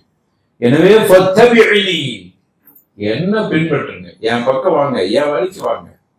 அப்படி வந்தீங்கன்னு சொன்னா அதுதான் ஒரு சிறந்த வழி, சரியான வழி, சமத்துவமான வழி. அதுக்கு வாங்க அப்படின்னு சொல்லி பார்த்தாங்க. ரெண்டாயிடுச்சா? மூணாவது சொல்றாங்க, அவங்க வணங்குறத இப்படியெல்லாம் சிந்தனையை தூண்டிட்டு இப்ப வணங்குறது எதை நீங்க வணங்குறீங்கன்னா வெறும் கல்ல வணங்குறீங்கன்னு மட்டும் நினைக்காதீங்க. ஏ அபதி லா தஅபுதி ஷைத்தான், இது ஷைத்தான். ஷைத்தானை வணங்காதீங்க. ஏன் ஷைத்தானை வணங்கக்கூடாது தெரியுமா? இன்ன ஷைத்தான கான லிர்ரஹ்மானி அஸியா. ஷைத்தான் இருக்கிறான ரஹ்மானுக்கு மாறு செய்யக்கூடியவன். ரஹ்மானை ஏற்றிருந்தாங்க, அப்ப ரஹ்மானுக்கு மாறு செய்யக்கூடிய ஷைத்தானையா வணங்குறீங்க? அடுத்து 4வது சொன்னாங்க, யபதி இன்னி அஹாஃப். நீங்க என் தந்தை பார்த்தீங்களா? இன்னி அஹாஃப், நான் ரொம்ப பயப்படுறேன். மஸ்ஸக்க அதாகும் ரஹ்மான். ரஹ்மான் இருந்து உங்களுக்கு வேதனை பிடிச்சிருமோ, பீடிச்சிருமோ, உங்களை அப்படியே கவ்விருமோ என்று நான் பயப்படுகிறேன். இந்த 4 விஷயத்தையும் தன்னுடைய தந்தைக்கு ரொம்ப கண்ணியமா சொன்னான். இதுல நமக்கு என்ன பாடம்? ஒரு தாயி யாருக்கிட்ட போய் தாவா செஞ்சாலும் சரி, கண்ணியத்தோடு பேசு. நம்முடைய தாவா களம், நான் சொல்றது தமிழகத்துல நாம் கொண்டு வந்து மக்களுக்கு கொடுத்த தாவா பணிங்கிறது சிறந்த ஒரு கொள்கை கொண்டு போய் கொடுத்தோம். ஆனா அதை சொல்ற சுலூகளை, அதனுடைய ஒழுங்குகளை, அதை சொல்ற விதத்தில் நாம் பெரிய தவறு செஞ்சிட்டோம். இன்னைக்கு வரைக்கும் அதை அனுபவித்துக் கொண்டு இருக்கோம். ஏன் இந்த தாவா, இந்த தௌஹீத் பெரிசா வளராம போயிடுச்சு தெரியுமா? நாங்கெல்லாம் சிறுவர்களாக இருக்கும்போது எந்த அசரத்துமார்கள்லாம் தாயத்தை கூடாது, தட்டு கூடாது, கபருல போய் மண்டாடுறது கூடாது என்று சொன்னார்களோ அவர்களெல்லாம் நம்ம தௌஹீதை சொல்ல போகும்போது அப்படியே மாறி தன்னுடைய கருத்தையே சொல்லாம அப்படி மௌனம் ஆயிட்டாங்க. ஏன் ஆனார்கள் தெரியுமா? இவர்கள் சொல்ற மாதிரி நம்மளும் சொன்னோட நம்மையும் அவர்களையும் ஒன்னா சேர்த்துருவாங்க அப்படின்னு. ஏன்னா நம்ம சொன்ன மொழி இருக்கிற தவறான மொழியில சொன்னோம். பள்ளிவாசலோட ஒட்டி கபரை கட்டி இருந்தால் அட்டாச் பாத்ரூம் மாதிரி அப்படின்னு நம்முடைய தாவா. புரிகிறதா?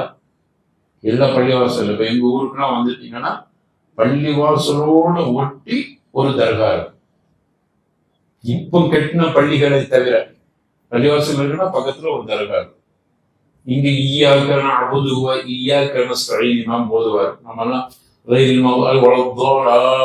எல்லாம் சொல்லிடுவோம். முடிஞ்ச உடனே அப்படியே போய் அங்க போய் நின்று கபருக்கிட்ட اللهم اغفر مثل ثواب ما قرانا من كلامك العزيز هديه التواصل ورحمه نازله بركه شامله ورحمه كامله من الى ارواح سيدنا وغوثنا وقطبنا عبد القادر الجيلاني قدس الله سره எல்லாம் அவர்கிட்ட போய் கட்டுறோம். நாங்க சொல்ற துவாலா இருக்கிற அந்த ஒளி விளையாட்டை போய் மகான்கிட்ட போய் கட்டுறோம். இங்க ஈயாக்க நாடுது ஈயாக்க நஸ்தாயின் தான். உன்னையே உனக்கு உன்னை மட்டும்தான், உன்னிடத்தில் மட்டும்தான் உதவி தேடுறோம் சொல்லி சலாம் வாங்கணும். உடனே ஏகத்துவமா இருந்தானா இப்ப என்ன செய்யலாம்? அங்க போய் அப்படியே ஏகத்துவத்தை கொண்டு போய் குப்பையில போட்டுட்டு ஷிர்க்க செஞ்சுட்டு அப்புறம் அப்படியே வெளியில போவார். தப்பு. இதை நம்ம எப்படி சொல்றது? செய்தான் இப்ராஹிம் அலை, இது தப்பு, இது நான் சொல்றேன், இது குப்பை அப்படின்னாலும் கூட நம்ம எப்படி சொல்றது? அவன் பக்தி நினைச்சு செஞ்சிட்டு இருக்கான். செய்தனா இப்ராஹிம் அலைஹிஸ்ஸலாம் நமக்கு தாவா முறையை காட்டி தன்னுடைய தந்தை சிலை விற்கிற தந்தை அவருடைய ஏகபத்தி, எனது அருமை தந்தையே நீங்க இப்படி எல்லாம் தப்பு செய்றீங்களே, எவ்வளவு அறிவுபூர்வமா செய்தாங்க. நம்ம அவர்களையே தாவா செய்யறதுக்கு இப்ராஹிம் அலைஹிஸ்ஸலாத்தை முன்மாதிரியா எடுத்தோமா? எடுக்காம நம்ம என்ன பண்ணிட்டோம்? அட்டாச் பாத்ரூம், பெட்ரூம்ல ஒரு பெட்ரூம் இருந்தா பாத்ரூம் இருக்கிற மாதிரி பள்ளிவாசலோட பக்கத்துல என்ன இருக்குது? அவன் கண்ணியம் நினைக்கிறான். அந்த மகான் உள்ள அந்த அவுலியா ஹயாத்தா இருக்கிறான் அவன் நினைக்கிறான். அப்ப அந்த நினைக்கிற சமூகத்தினுடைய மனசு கோணாத அளவுக்கு அது தவறுன்னு சுட்டி காட்டி இருக்கணுமா இல்லையா? நம்முடைய தாவா பயணம் அப்படி போகல. தேவையில்லாம மதுஹப் கிதாபுகள்ல இருக்கிறதெல்லாம் ஆபாசம் என்று சொல்லி அது சொல்ற விதமும் அதுல பண்ணின அட்டகாசங்களும் நம்முடைய ஏகத்துவம் போய் சேரல. இப்ப என்ன ஆகி போச்சுன்னா, நடுநிலையா சொல்றவங்க எல்லாம் அவங்க எல்லாம் ஒண்ணுதான் அப்படின்னு ஆகிப்போச்சு. இப்ராஹிம் அலைஹிஸ்ஸலாமுடைய வரலாறை நாம் சரியாக படித்தா தாவா எப்படி செய்யணுங்கிறதுக்கு பெரிய ஒரு அர்த்தம். தன்னுடைய தந்தை கிட்ட போய் அவங்க அப்படி கெஞ்சி கேட்கிறாங்க, அருமை தந்தையே நீங்க எதை போய் வணங்குறீங்க? எனக்கு ஒண்ணு இருக்குது, என்கிட்ட ஹக்கு இருக்குது. ரஹ்மானுக்கு மாறு செய்றீங்களா, ஷைத்தான வணங்குனா ரஹ்மானுக்கு மாறு. இப்படி ஒப்பீடு செய்யறத விட்டுட்டு நீங்க உங்களுக்கு தெரிஞ்ச உதாரணங்களையா சொல்றது? நான் சூரியனை கடவுள் நினைத்தவங்களை பார்த்து நான் சூரியனை கடவுளாக நினைக்கிறேன் எப்படி தாவா பண்றான். அப்புறம் சூரியன் மறைஞ்ச உடனே மறைந்து போனது எப்படி எனக்கு இறைவனாக இருப்பான் அவங்களுக்கு புரிய வைக்கிறாங்க. எப்படி அழகா தாவா பண்ணாங்க. இதுதான் இப்ராஹிம் அலைஹிஸ்ஸலாத்துக்கு. அதான் மில்லத்தை இப்ராஹிம் ஹனீஃபா. இப்ராஹிம் அலைஹிஸ்ஸலாம் நமக்கு முன்மாதிரி. தாவாவுல மட்டும் இல்ல, எல்லாத்திலையும் முன்மாதிரி. அவர்கள் தாவாவை தவிர மற்றதெல்லாம் முன்மாதிரின்னு எடுத்துக்கிட்டோம். ஹஜ் பெருநாள் நேரத்துல மட்டும் இப்ராஹிம் அலைஹிஸ்ஸலாத்து வஸ்ஸலாம் அவருடைய வரலாறை பேசினோம். வரலாறை பேசிட்டு போயிட்டோம். என்ன பாடம். சரி, இப்படியெல்லாம் தந்தைகிட்ட அழகா மரியாதையா அதபா சொன்னாங்கல்ல. சரி, தந்தை ஏதாவது பதில் சொல்லியிருப்பாருல்ல. என்ன பதில் சொன்னாரு தெரியுமா? அதையும் அந்த குர்ஆன்ல சொல்லுங்க. சூரத்து மரியம் 19 அத்தியாயம் 46 கால தந்தை பதில் கால ராகிபுன் அந்த அன் ஆலிஹத்தி யா இப்ராஹிம். தந்தை கேட்கிறார், கால ராகிபுன் அந்த அன் ஆலிஹத்தி யா இப்ராஹிம், எங்களை கடவுள்களை பற்றி நீ வெறுப்பாக பேசுற. இப்படி பேசுறது வெறுப்புங்கிறார். அப்படின்னா அந்த தர்கால உள்ள அடங்கி இருக்கிற ஒரு மகான் ஹயாத்தா இருக்கிறான்னு நினைக்கிற சமூகத்துக்கிட்ட போய் எவ்வளவு எச்சரிக்கையா சொல்லியிருக்கணும். நீங்க பாத்ரூம்னு சொன்னா மனம் போற இடம் மனசனம் போற இடத்துக்கு சமம்னு சொன்னா அவனுக்கு எப்படி அவன் அவளியான்னு நினைக்கிறான். அப்ப அவன் மனசு தோன்ற மாதிரி நீ பேசிட்டு நீங்க எப்படிங்க அந்த மகான்களை இழிவாக பேசியவர்கள் இவர்கள் சொல்றது நம்ம எப்படி கேட்போம்? அப்படித்தானே வரும். அப்படிதான் நீங்க சமூகத்தை கொண்டு போய் நிறுத்தி இருக்கிறோம். அப்ப அவங்க சொல்றாங்க, இவரு இவ்வளவு அழகா சொல்லியும் கூட என்னங்க என் கடவுளை எல்லாம் இப்படி சொல்றீங்கன்னு சொல்லிட்டு தந்தை பாருங்க, தந்தை என்கிற அந்த வீரியத்தோடு சொல்றாருல, இல்லம் தந்தை இதோடு அந்த வார்த்தையை நிறுத்தையில் இருந்தா உங்களை நாங்க சும்மா விட மாட்டோம். ஒண்ணு இப்ராஹிமே கல்லறைந்து கொள்வோம், கல்லறைந்து கொள்வேன் அப்படிங்கிறார். மரியா ரொம்ப தூரம் அவனை வெறுக்கிற மரியா கண்ணிட படாம எங்க நம்ம சொல்லுவோம்ல, நீங்க கண்ணிலேயே முழிக்காத அப்படிங்கிறார் தன்னுடைய மகனை. எப்படி சொன்ன மகன், அருமை தந்தையே இப்படி போறீங்களே, நாளைக்கு அல்லாஹ் உங்களை குற்றம் பிடிச்சிருவான்னு பயப்படுறேன்னு அப்படியானோ பிரச்சாரம் பண்ண தன்னுடைய மகனை பார்த்து சொல்றாங்க, மகனே இதோட நிறுத்திரு. அவர் கூட தன்னுடைய மகன் கூட சொல்றார், அவர் தந்தை இவர் என்ன மகனை இதோட நிறுத்திருன்னு சொல்ற. எப்படி சொல்றாரு? யா இப்ராஹிம் அப்படிங்கிறார். ஒரு தந்தை மகனேன்னு கூப்பிடுறதுக்கும் மகன் பேரை சொல்லி கூப்பிடுறது தப்பில்லை, தந்தை தானே. ஆனா பாசமா இருந்த மகன் எப்படி பாப்பா, எங்க ஊர்ல வாப்பான்னு கூப்பிடுற பழக்கம் ஒவ்வொரு ஊர்ல இருக்கு. கோயம்புத்தூர் பக்கம் போயிட்டா மக்கா மக்கா அக்கா, இல்ல பிள்ளைய செல்லமா கூப்பிடுறோம். தங்கம், என்ன தங்கம் அப்படின்னு ஒவ்வொரு ஊர்ல. உங்க ஊர்ல எப்படி அதுல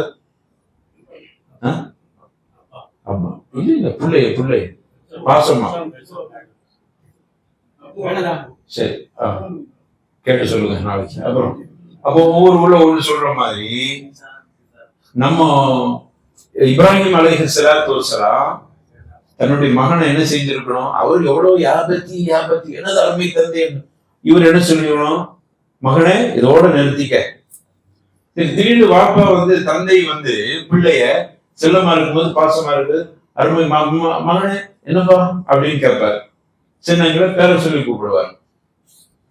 பாசம் கூட இருக்கும்போது பிள்ளைய கொஞ்சம் மாதிரி பேசுவார். இல்லைன்னா என்னப்பா அப்துல் காதர் அப்படின்பார். அப்ப புரிஞ்சுக்கிறணும் அத்தா கோபமா இருக்கிறார். ஒவ்வொரு அத்தாவுக்கும் இப்படி வச்சுக்கிறணும், ஒரு அடையாளம் வச்சுக்கிறணும். இதெல்லாம் தர்பியத். எப்படி அத்தா கோபமா இருக்கிறதுங்கிறதையும் சொல்லல காமிக்கிறோம். அப்ப புள்ள புரியும், அதுவே புரியும் கோபமா இருக்கு. அப்ப நம்ம ஒழுங்கா அதவா போய் நிற்போம். எப்பவும் போல பாப்பான்னு கூப்பிடுறவரு செல்லமேனு கூப்பிடுறவரு எப்படி கூப்பிடுறாரு? பேர சொல்லி கூப்பிடுறாரு. அப்ப மகனுக்கு எச்சரிக்கை. என்ன எச்சரிக்கை? பாப்பா கொஞ்சம் கோபமா இருக்கிறார், அல்லது ஏதோ கண்டிக்கிறது கூப்பிடுறார், அல்லது ஏதோ அவசரத்துக்கு கூப்பிடுறார். இப்படி நம்ம புரிதல் இருக்கிறா இல்லையா? இவர் அதே மாதிரி பாருங்க, கால அராகிபன் அந்த அன் ஆலிகத்தி யா இப்ராஹிம் அப்படிங்கிறார். இப்ராஹிமே, என்னோட கடவுளை, என்னுடைய இறைவனை நீ அசிங்கப்படுத்துறியா? எவ்வளவு கோபம்! இல்லம் தந்தை, இதோட நிறுத்திக்க, இல்லண்டா அது தைக்குது. ரொம்ப உறுதியா சொல்ற, கண்டிப்பா, நிச்சயமா, சத்தியமா கல்லறிந்து கொள்வேன். மழையா ரொம்ப தூரமா என் கண்ணுல படாம போயிரு. இவ்வளவு கண்ணியமா பேசி இவ்வளவு கோபம் அவருக்கு வருது. இப்ராஹிம் அலைஹிஸ்ஸலாத்து வஸ்ஸலாம் தந்தைக்கு அதே மாதிரி மறுத்தளித்தார்களா? இல்ல. திரும்ப சொன்னாங்க. என்ன சொல்றாங்க பாருங்க, கால சலாமுன் அலைக்க, தந்தையை பார்த்து சொல்றார். எந்த தந்தை கண்ணுல முடிக்காத கல்லறைந்து கொள்வேன்னு சொன்னாங்களோ அந்த தந்தை கிட்ட போய் மீண்டும் சொல்றார். நம்ம ஏகத்துவத்தை நம்முடைய தந்தை கிட்டே குடும்பத்திலே சொல்லி கண்ணுல முடிக்காத ஏதோ ஒரு பேர் நம்ம என்ன சொல்லுவோம், போ சேர்த்தா எங்க நரகத்துக்கு எங்கே போ அப்படின்னு அவனை நம்ம திட்டிட்டு போயிடுவோம். கபரு முட்டி போ, எப்படியோ ஒழுங்கு போ. அப்படித்தானே நம்ம தாவா அப்படித்தானே இருக்குது. அதனாலதான் எங்க நிக்கிறோம், சீரோட நிக்கிறோம். இவங்க பாருங்க, திரும்ப போறாங்க. சலாமுன் அலைக், தந்தை கிட்ட போய் சாந்தி உங்களுக்கு, இறைவனுடைய சாந்தி உங்களுக்கு கிடைக்கட்டும். அடுத்து சொல்றான் பாருங்க, ரப்பி, என்னுடைய ரப்பு கிட்ட உங்களுக்காக பாவ மன்னிப்பு தேடுவேன். நீங்க செய்யற பாவத்துக்கு அல்லாஹ்ட்ட போய் மன்னிப்பு கேட்பேன். என்னுடைய ரப்பு இருக்கிறான், இன்னமும் காணவி ஹபியா, என்னுடைய ரப்பு இருக்கிறானே அவன் கண்டிப்பா பாவத்தை மன்னிக்க கூடியவனா இருக்கிறான். ஆனா ஒரு விஷயம் அடுத்து பதிவு பண்றாங்க, நான் நீங்க வணங்குற, நீங்க அழைக்கிற, நீங்க சொல்ற அந்த கடவுளை நான் அழைக்க மாட்டேன், நான் வணங்க மாட்டேன், பிரார்த்தனை செய்ய மாட்டேன். நான் யாருக்கிட்ட பண்ணுவோம் தெரியுமா? ரப்பிய, என்னுடைய இறைவன்கிட்ட துவா செய்வேன். அவன் தான் எனக்கு அனைத்துமே அப்படின்னு சொல்ல போறாங்க. அனைத்தும் அவன் தான். இது இவ்வளவு உரையாடலுக்கும் மகனை அடித்து விரட்டுவேன், கல்லறிஞ்சு கொள்ளுவேன், கண்ணுல முடிக்காம போயிரு அப்படின்னு சொன்ன மகன் தன்னுடைய தந்தை கிட்ட எப்படி நடந்து கொண்டார். இது நாம் ஒவ்வொரு தாய்களுக்கும் இதுல பாடம் இருக்கிறது.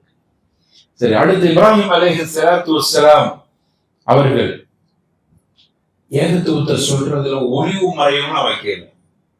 சொல்றத நச்சுன்னு சொன்னாங்க, அதே சமயம் அவங்களுடைய உள்ளங்களை பாதிக்கிற மாதிரி சொல்லல.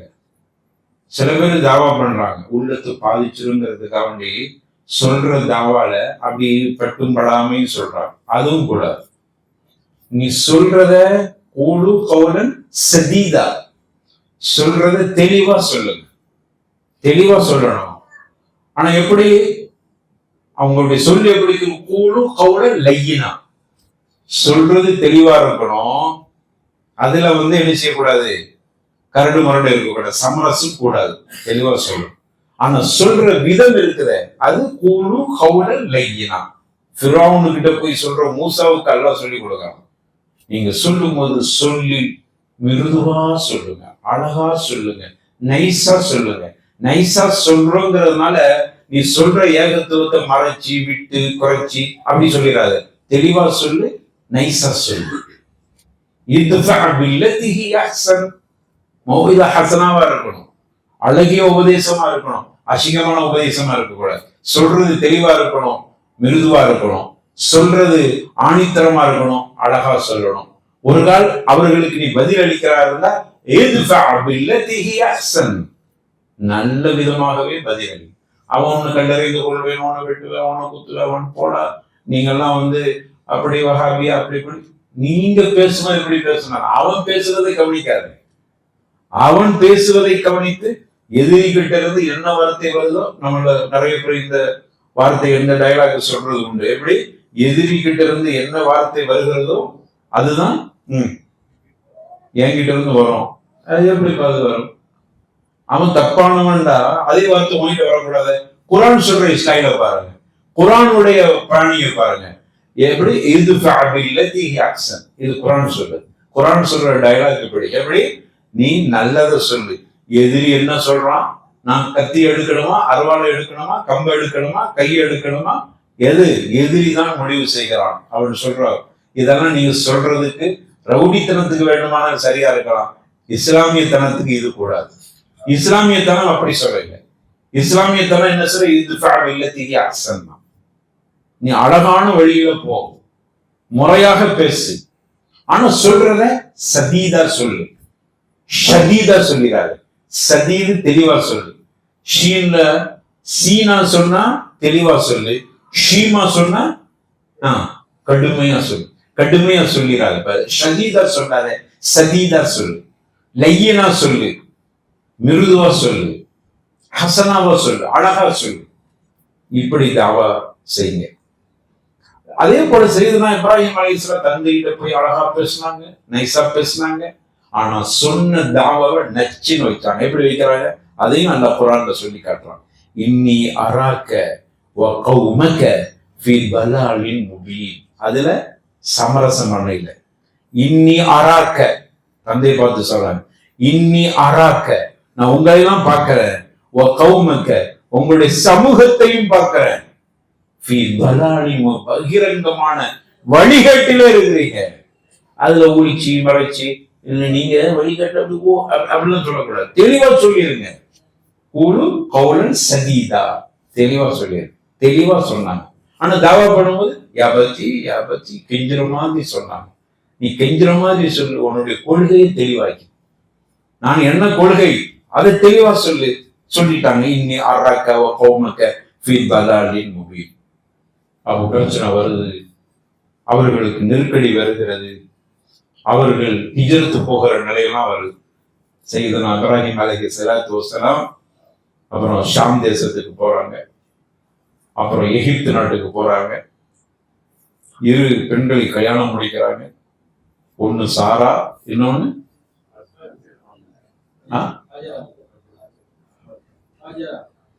ஹாஜரா. சரியா எப்படி சொல்லணும்? ஹாஜர், ஹாஜரா இல்ல ஹாஜர். நம்ம அது பிழையா சொல்றோம். ஹாஜரா அப்படி இல்லை, பேர அப்படியே வச்சுக்கிறோம். ஹாஜர். சாரா அது சரிதான், சாரா. இது ஹாஜர். ஆம்பளைக்கு அது ஆண்பாடு மாதிரி இருக்காங்க, பெண்பாடு தான் ஹாஜர். சரி, அப்போ ஹாஜர் அலைஹிஸ்ஸலாம் 2 பெண்கள் திருமணம் முடிக்கிறார். சாராவுக்கு பிறந்தவங்க தான் இஸ்ஹாக், அவர்களிலிருந்து வந்தவங்க தான் இஸ்ரவேலர்கள். அதே போல ஹாஜருக்கு பிறந்தவங்க தான் இஸ்மாயில், அவங்களிலிருந்து வந்தவங்க தான் அரபு, ரசூலுல்லாஹி ஸல்லல்லாஹு அலைஹி வஸல்லம். அப்போ இப்ராஹிம் அலைஹிஸ்ஸலாத்து வஸ்ஸலாம் அவர்களுடைய 2 மக்கள்களில் இஸ்ஹாக், அப்புறம் இஸ்ஹாக்குடைய மகன் யாரு? யாக்கூப். யாக்கூப்ங்கிறது இஸ்ராயில் அர்த்தம். யாக்கூப்னால இஸ்ராயில். இஸ்ராயில்னா என்ன? இறைவன். அப்போ இறைவனின் அடிமைன்னு அர்த்தம். இஸ்ராயலுக்கு அவங்க பாஷையில இறைவனின் அடிமை. யாக்கூபுக்கு அதான் பேரு அலைஹிஸ்ஸலாம். அப்போ இஸ்ஹாக்கின் மூலமாக வந்தவர்கள் இஸ்ரவேலர். ஒரு தந்தைக்கு தாய் வேற, ஒரு தந்தைக்கு பிறந்தவங்க தான் இங்க அரபுகள், இஸ்லாமியர்கள். இன்னொரு சந்ததியினர்கள் தான் இஸ்ரவேலர்கள். அப்ப சாராவுடைய மகன் இஸ்ஹாக், ஹாஜருடைய மகன் இஸ்மாயில் அலைஹிஸ்ஸலாம். இவங்க இஸ்மாயிலோட ஹாஜர் அழைச்சிக்கிட்டு, ஹாஜர் தன்னுடைய மனைவியையும் இஸ்மாயில் என்கிற மகனையும் அழைத்து கொண்டு மக்காவுக்கு போறாங்க. மக்காவுக்கு ஏன் போனாங்கன்னா, மக்கால அன்னைக்கு ஒரு கட்டடம் இருந்துச்சு. சையதுனா ஆதம் அலைஹிஸ்ஸலாத்து வஸ்ஸலாம் அவர்கள் காலத்தில் கட்டப்பட்ட ஒரு கட்டடம். அதுதான் அவ்வல் பைத்துன் உதிஅ லின்னாஸ் பிபக்கத முபாரக அன்ன குர்ஆன்ல சொல்றோம். அவ்வல் பைத், முதல் கட்டடம். அது மக்களுக்காக வேண்டி கட்டப்பட்டது. பக்கா, அது பக்கான்னு ஒரு பேர், அது மக்கான்னு ஒரு பேர். பக்கத்தின் முபாரக்கான ஆகும், சங்கை பொருந்திய ஒரு பகுதியில இருந்த ஒரு கட்டடம். நாளடைவில் சமூகம் இல்லாத ஒரு காரணத்தால் அது அழிந்து அப்படியே தரமட்டமா போய் அதனுடைய அந்த கவாயிது மட்டும் இருக்கிறது, அதனுடைய அடி சுவடுகள் மட்டும் இருக்கிறது. அல்ல கட்டளை எழுதலாம், இப்ராஹிமா உன்னோட வேலை என்னுடைய அவ்வள் பைத் இருக்குது கஅபத்துல்லா, அது தரைமட்டம் ஆயிடுச்சு. ஆதம் அலைஹிஸ்ஸலாத்து வஸ்ஸலாம் அவங்க காலத்துல கட்டப்பட்டது அது. அதுதான் உலகத்திலேயே அவ்வள் பைத் உதிஅ லின்னாஸ், மக்களுக்காக வேண்டி கட்டப்பட்ட முதல் வீடு அது, அல்லாஹ்வுடைய வீடு. அத நீங்க என்ன செய்யுங்க, கட்டுங்க, கவாயித உருவாக்குங்க, உங்களோட வேலை அது.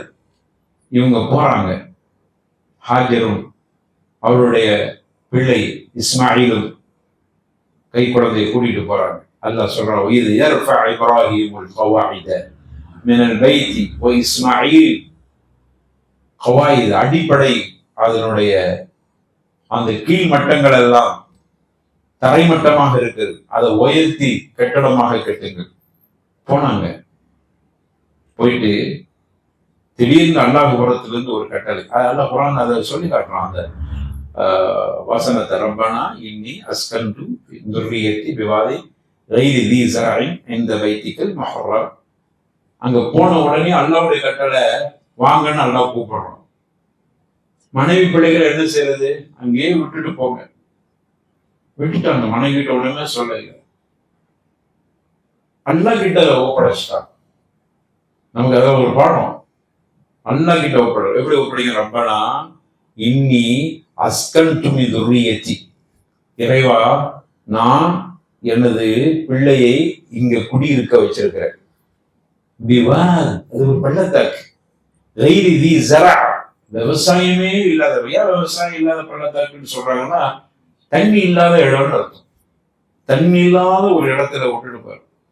ஆனா இந்த பைத்திக்கல் முஹர்ரம், ஆனா எனக்கு தெரியும் அது சங்கை பொருந்திய உன்னுடைய வீடு அங்க இருக்கிறது.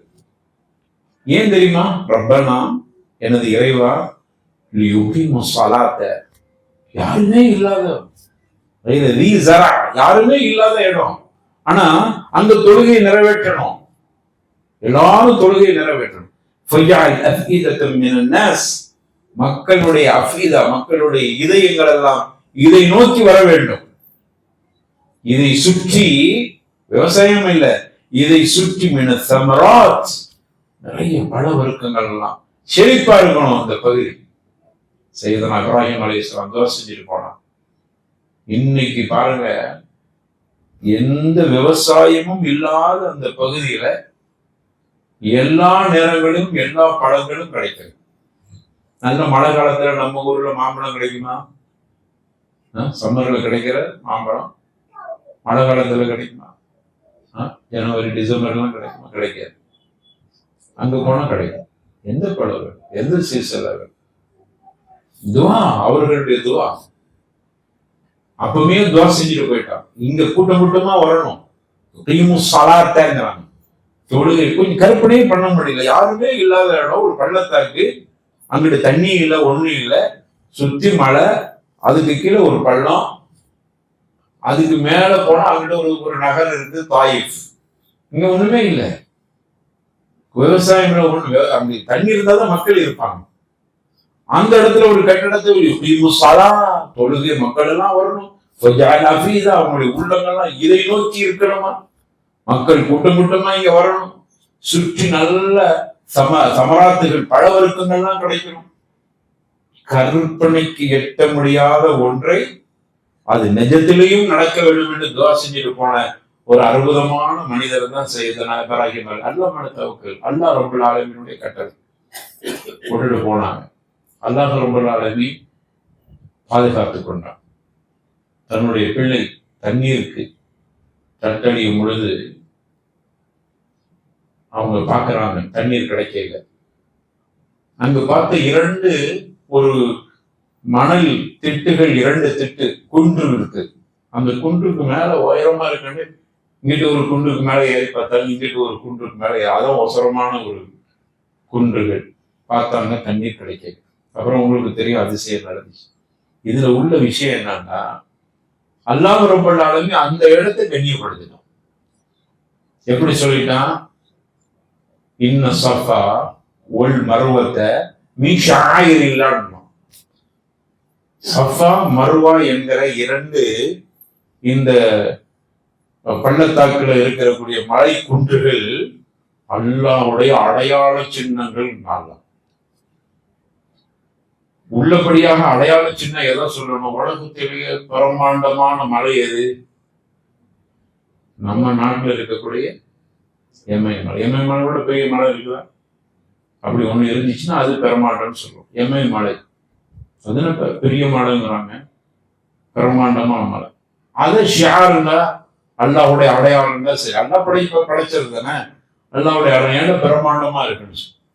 ஆனா இந்த மலையை பார்த்து சின்ன குன்று, நீங்க ஹஜ்ஜுக்கு போறவங்க உம்ராவுக்கு போறவங்க பார்த்துருப்பீங்க, கட்டடத்துக்குள்ள ரெண்டுமே உள்ள வந்துருச்சு, அவ்வளவுதான். அதே மாதிரி நம்ம எமயமலையை கட்டடத்துக்குள்ள கொண்டு வர முடியுமா? பில்டிங்குக்குள்ள ரெண்டு மலையும் வந்துருச்சு. அந்த சின்ன குன்று போய் அல்லாஹ் என்ன சொன்ன? ஷியாருங்கிறான், அல்லாஹ்வுடைய அடையாள சின்னங்கள். இன்ன சஃபா வல் மர்வத மின் ஷாயிரில்லாஹ் வமன் ஹஜ்ஜல் பைத்த அவ் இஅ்தமர. அல்லாஹ் ரப்பல் ஆலமீன் சொல்றான், அல்லாஹ்வுடைய அடையாள சின்னம்னா என்ன தெரியுமா? நீங்க ஹஜ்ஜுக்கு உம்ராவுக்கு வந்தீங்கன்னா சஃபா மர்வாவில் நீங்க தொங்கோட்ட ஓட வேண்டும், சை செய்ய வேண்டும். ஏன் இது அல்லாஹ் ரப்பல் ஆலமீன் ஷியாருங்கிறான்? அதுல கூட ஆரம்பத்துல சஹாபாக்கள் இப்படி புரிஞ்சுக்கிட்டாங்க. இஸ்லாத்தை எடுத்து உள்ள வந்த பிறகு அல்லாஹ் சொல்றான், ஃபலா ஜுனாஹ அலைஹிங்கிறான், சஃபா மர்வால நீங்க சை செய்யுங்க, அதுல எந்த குற்றமும் இல்லைன்னு அல்லாஹ் சொல்றான். நாங்க அதோட சை செய்யறதை விட்டுட்டோம். எப்படி பாருங்க, அந்த அந்த வசனத்தை நாங்க இப்படி புரிஞ்சுக்கிட்டோம். காரணம் என்னன்னா, அந்த சஃபா மர்வால ஜாகிலியா காலத்துல சிலையை கொண்டு வச்சுட்டாங்க. அதனால அவங்க ஜாகிலியா காலத்துல உள்ளவங்க அதெல்லாம் அங்கிட்டு போறது, அதுல சை செய்யறதெல்லாம் அவங்க வளமையா வச்சிருந்தாங்க. அப்புறம் அல்லாஹ் எங்களுக்கு இது அடையாள சின்னம், சஃபா மர்வாவை நீங்க சை செய்யுங்க, செய்த குற்றம் இல்லைன்னு அல்லாஹ் சொன்ன உடனே நாங்க என்ன புரிஞ்சுக்கிட்டோம்னா, சிலை இதுல வச்ச இடமா இருக்குது ஜாகிலியா காலத்துல. இப்ப இதுல போய் நம்ம செய்யறத அல்லாஹ் விரும்பல போனது. குற்றமில்லை குற்றமில்லைன்னு அர்த்தம் என்ன? அந்த தண்ணி இங்க வச்சுட்டு நீங்க குடிக்க பரவாயில்லைன்னா என்ன அர்த்தம்? குடிக்கவும் செய்யலாம், குடிக்காம இருக்கலாம், அதுன்னு அர்த்தம். நாங்க அப்படி நினைச்சிட்டு சை செய்யறதே விட்டுட்டோம். ஏன்னா அங்க போய் சை செய்வர்களுக்கு பழைய கடவுள் சிந்தனை வந்துடக்கூடாது, நான் விட்டுட்டோம். அதுக்கு பிறகுதான் ஆயிஷா நாய் எங்களுக்கு வளர்க்குனாங்க. ஃபலா ஜுனாஹ அலைஹின்னு அர்த்தம் என்ன தெரியுமா? நீங்க நினைக்கிற கடவுள் சின்னம் அப்படின்னு நினைச்சுக்கிட்டு செய்யாம இருக்காதீங்க, குற்றம் இல்லை, கடவுள் சின்னமா இருந்தா அவன் தான் சொன்னான். நான் சொல்றேன் ஷியார் இல்ல, அல்லாஹ்வுடைய ஷியார், அது நீங்க செய்யுங்க. அந்த ஜுனாஹங்கிறது குற்றம் இல்லைங்கிற அர்த்தம் என்னன்னா, அந்த சிலை இருந்ததுங்கிறதுலாம் இங்க பிரச்சனையே இல்லை, நீங்க கண்டிப்பா செய்யணும்னு அர்த்தம். கண்டிப்பா செய்யணுங்கிறத எப்படி புரிஞ்சுக்கிட்டாங்க? அரபுலதான் குரான் இறங்கிச்சு, அதை புரியறதுக்கு கூட சஹாபாக்களுக்கு துணை தேவைப்பட்டுச்சு. நீங்க உட்கார்ந்து நான் குரானை படிச்சு அப்படியே தர்ஜுமா பண்ணிடும், அப்படி பண்ணிடும், அது தவறுங்கிறது இதுல தெரிகிறது. சரி, விஷயத்துக்கு வருவோம். அப்போ ஏன் இங்க ஷியார்னு சொன்னாங்க? உலமாக்கள் எழுதுறாங்க, ஏன் ஷியார்னாங்க? ரெண்டு ஷியார் மட்டும் இல்ல, அல்ல இன்னொரு இடத்துல சொல்றான், யாரு உமை ஆவுதீன் ஷாயிரல்லாஹ், அல்ல இப்படி சொல்றான், உமை ஆவுதீன் ஷாயிரல்லாஹ், அல்லாஹ்வுடைய ஷியாரை யாரு கண்ணியப்படுத்துகிறார்களோ அது தக்வல் குலூபுங்கிறாங்க. இறையச்சம், உள்ளத்தின் இறையச்சம், தக்வா ஏற்படுங்க. ரெண்டு விஷயம், இது ஷியாரு அல்லாஹ்வின் அடையாள சின்னம் ஒன்று. இன்னொன்னு, அடையாள சின்னத்தை நீ தகவீம் பண்ணா, கண்ணியப்படுத்தினா என்ன கிடைக்கலாம்? தக்வா, இதயத்தில் தக்வா உண்டாகும். ஏன் இவ்வளவு சிறப்பு சொல்லணும்னா, ஹாஜர் அவர்களுடைய தியாகத்தை நினைவு கூறப்படுகிறது. ரசூலுல்லாஹி ஸல்லல்லாஹு அலைஹி வஸல்லம் ஏன் சை ஹாஜருடைய அந்த தியாகம் நினைவு கூறப்படுது. அவங்க என்ன தியாகத்தை, பிள்ளைக்கு தண்ணி தருகிற என்ன தியாகம்? என்ன தியாகம் அது? தன்னுடைய பிள்ளைக்கு தாகம் ஏற்படுகிற பொழுது அவர்கள் சிறந்த மனிதர் உம்மா அப்படின்னு சொல்லப்பட்ட இப்ராஹிம் கிட்ட கையாந்தையில, அல்ல இப்ராஹிமின் பொருட்டால் அவர் சிறந்த மனிதர், சித்தியப்பன் நபியான் இருக்காணி அவர் புகழ்ந்து சொல்லியிருக்கிறார். எனவே அவரின் பொருட்டால் எனக்கு தண்ணியை அப்படின்னு கேட்டாங்க. கேட்கல, யார்கிட்ட கேட்டாங்க? அல்லாஹ்ட்ட நேரடியாக கேட்டாங்க. ஷியார், தேடுறாங்க, முயற்சி பண்ணு. சரி, அல்லாட்ட அப்படி நேரடியா கேட்டுட்டு ஒரு இடத்துல ஓங்கி உட்கார்ந்தாங்களா? நம்மளே நிறைய பேர் தவக்குள் சொல்லி வீட்டுக்குள்ளே உட்கார்ந்துட்டாங்க. கேட்ட தவக்குள்னு சொல்லிட்டு தவக்கல மாதிரி ஊட்ட இருந்துட்டா மோட பொத்துட்டா எல்லாம் கொடுக்க போறான். அது இல்லை. அப்ப என்ன செய்யணும்? நம்ம சரி முயற்சி பண்ணணும். சைன்னா அப்படி ஒரு அர்த்தம் இருக்கு, முயற்சி பண்ணணும். அவங்க சை பண்ணாங்க, தண்ணி கேட்டாங்க, அல்லாட்ட கேட்டாங்க. அடுத்து என்ன செஞ்சாங்க? அல்லாட்ட கேட்டுட்டு அப்படி ஓஞ்ச நம்மளால நம்முடைய சக்தி என்னவோ அந்த சக்தியை பயன்படுத்தணும். அங்க இருந்து இங்க இருந்து நீங்க போனா தெரியும், சஃபா மர்வாக்கு எவ்வளவு இடைவெளி இருக்கு. ஒரு பாலைவனத்துல அங்கிட்டு ஒரு மலை கொண்டு இங்கிட்டு ஒரு மலை, அங்கிட்டு போய் பார்த்தாங்க, இங்கிட்ட போய் பார்த்தாங்க, அங்க சுத்தி பார்த்தா மொத்தம் பெரிய பெரிய மலைகளா அப்படி சூழ்ந்து இருக்கிறது. அவங்களால முடிஞ்ச அளவுக்கு முயற்சி பண்ணாங்க, அல்லாட்ட ஒப்படைச்சிட்டாங்க. அப்புறம் என்ன நடந்துச்சு? ஒரு பெரிய முஅஜிஸா நடந்துச்சு. அல்லாஹ் ரப்பல் ஆலமீன் ஜிப்ரீல் அலைஹிஸ்ஸலாத்து வஸ்ஸலாம் அவர்களுடைய ரெக்கையை வச்சு தட்டி வந்துருச்சு ஜம்சம் நீர். அப்ப சையதுனா இப்ராஹிம் அலைஹிஸ்ஸலாத்து வஸ்ஸலாம் அவர்களுடைய மனைவி ஹாஜர் அவர்கள் ஒரு இறையச்சத்தை நமக்கு அல்லாஹ் கிட்ட கேட்கணும். தவக்குல், அல்லாஹ்வை சார்ந்திருத்தல், முயற்சி நம்ம கிட்ட இருக்கணும். அல்லாஹ்மேல நம்பிக்கை வச்சு முயற்சி செய்யணும் அப்படிங்கிறத அவர்கள் நிரூபிச்சு காட்டினாங்க. அதை அந்த இடத்தையே அல்லாஹ் ஷிஆர் ஆக்கிட்டான், அல்லாஹ்வின் அடையாள சின்னம் ஆக்கிட்டான். அடையாள சின்னம் ஆக்கினது மட்டும் இல்லை, உம்மை அவுதிம் ஷஆயிரல்லாஹ், அல்லாஹ்வுடைய ஷிஆரை அடையாள சின்னத்தை யாரு கண்ணியப்படுத்துறாங்களோ அது தக்வல் குழு இறையச்சத்துக்கு உண்டான, இதயத்தில் இறையச்சம் ஏற்படுவதற்கு உண்டான வாய்ப்பு. அது இதுதான் இன்னைக்கு ஹஜ்ஜினுடைய பாருங்க. நீங்க இந்த சையதுனா இப்ராஹிம் அலைஹிஸ்ஸலாம் அவருடைய தியாகத்தை சூழ்ந்துதான் அந்த ஹஜ்ஜுடைய வணக்கங்களே இருக்கிறது. அங்கிட்டு போனா தன்னுடைய மகன் இஸ்மாயில் அலைஹிஸ்ஸலாம் பிள்ளையே இல்லாம அல்லாஹ் கிட்ட வேண்டி பிள்ளைய அல்லாஹ் கொடுத்துட்டான், சிறப்பான பிள்ளைய கொடுத்துட்டான். அல்லாஹ் குர்ஆன்ல சொல்லி காட்டுறான், ஃபலம்மா பலக மஅஹு ஸஅய, அந்த புள்ள நல்ல ஓடி ஆடுற பருவத்தை அடைந்த பொழுது, சைங்கிறான் ஓடி நல்ல சின்ன பிள்ளையா இருக்கும்போது பள்ளிக்கூடம்னா அது வேற விஷயம். நல்ல புள்ள கடகடன்னு நம்மளோட ஒட்டிட்டான். அவ்வளவு ஒட்டி நேசமா பாசமா இருந்து புள்ள அவன் செய்யற விளையாட்டு, அவன் பார்க்கிற அந்த அழகையெல்லாம் பார்த்துட்டு திடீர்னு அந்த புள்ள நம்மளை விட்டு போயிட்டா எப்படி இருக்கும்? பெற்றெடுத்த தந்தைக்கு ரொம்ப நாள் சென்று புள்ள வந்திருக்குது.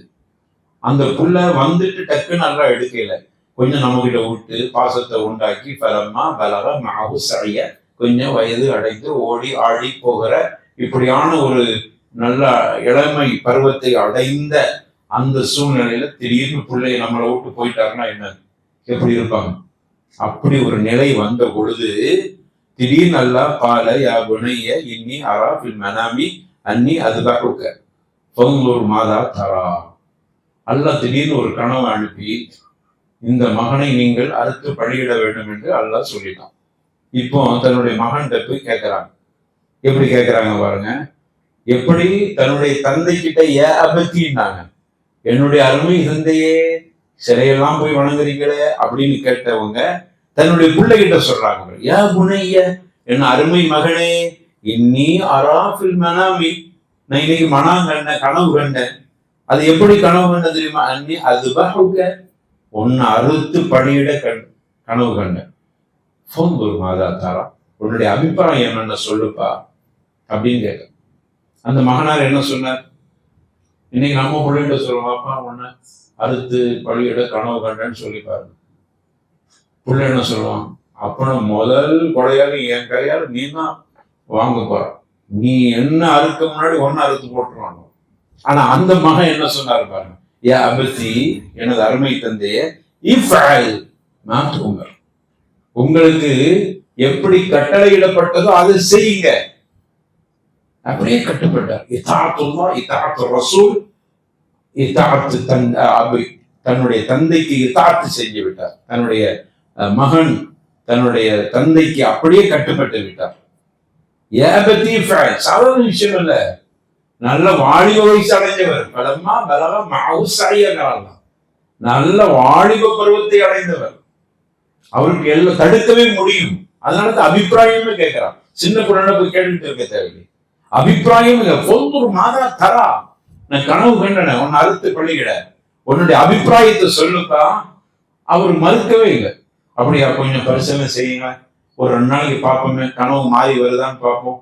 அல்லது கனவா இருக்காது, ஏதோ செய்தான், ஏதாவது தகவல், ஏதாவது அங்க அவங்க கருத்துக்கள் சொன்னாங்களா? உடனே சொன்னாங்க.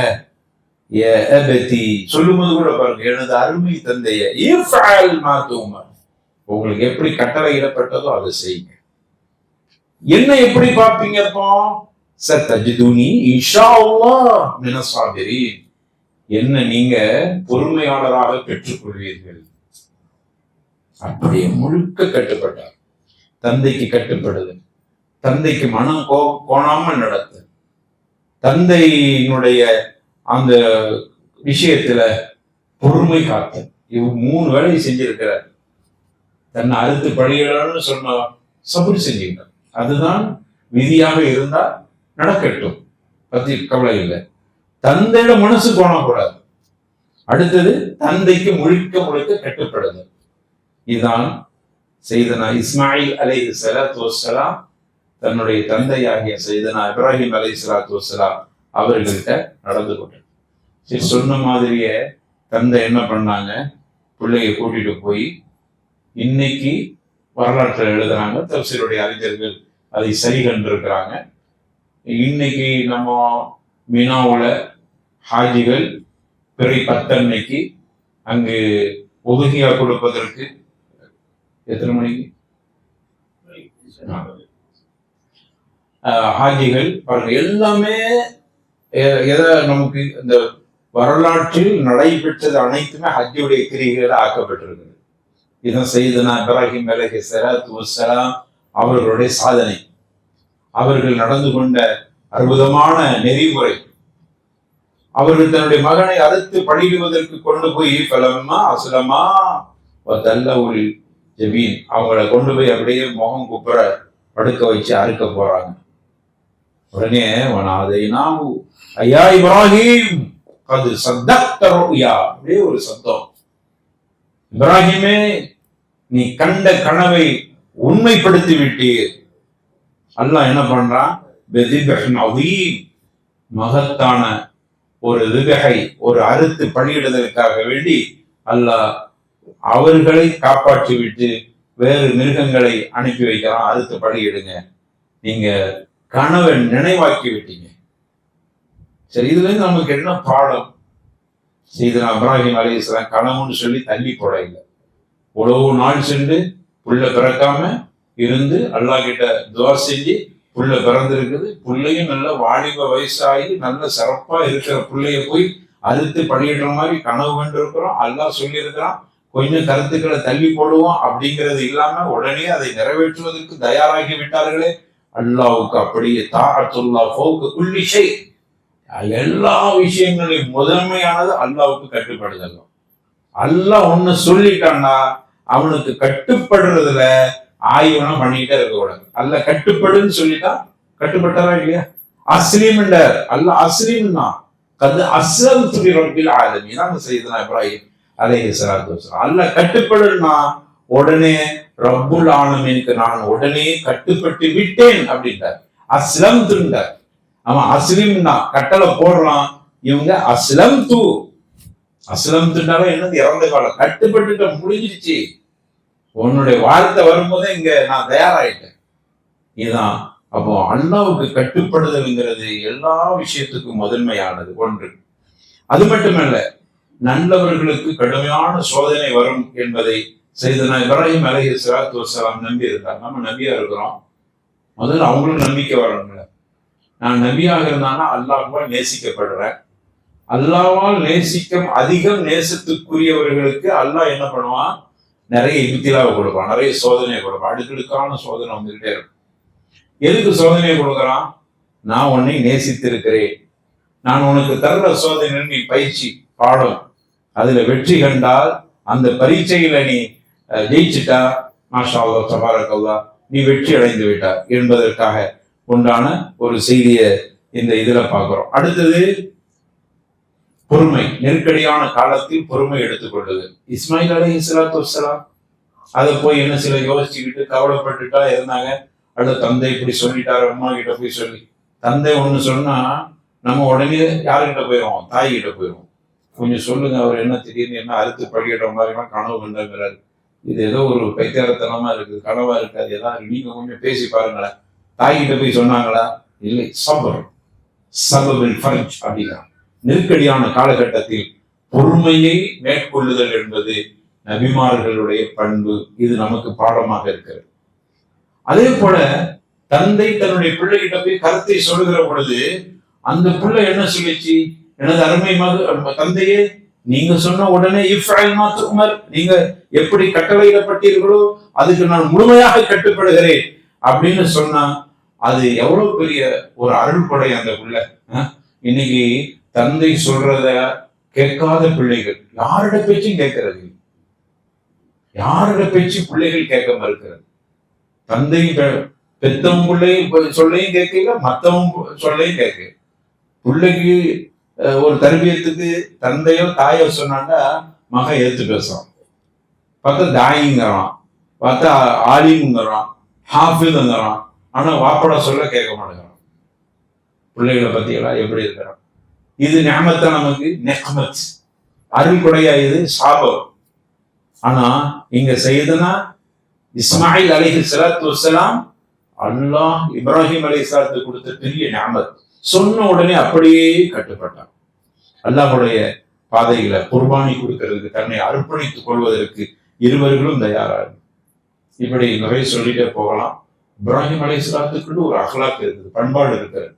அந்த பண்பாடை நாம் பின்பற்ற பாருங்க. எல்லா நபிக்கும் ரசூலுல்லாவுக்கு அல்லாஹ் சொல்லும் போது ரசூலுல்லா உஸ்வத்துல் ஹசனா. யாரு? ரசூலுல்லா, அல்லாஹ்வுடைய தூதர், உங்களுக்கு அழகிய முன்மாதிரி.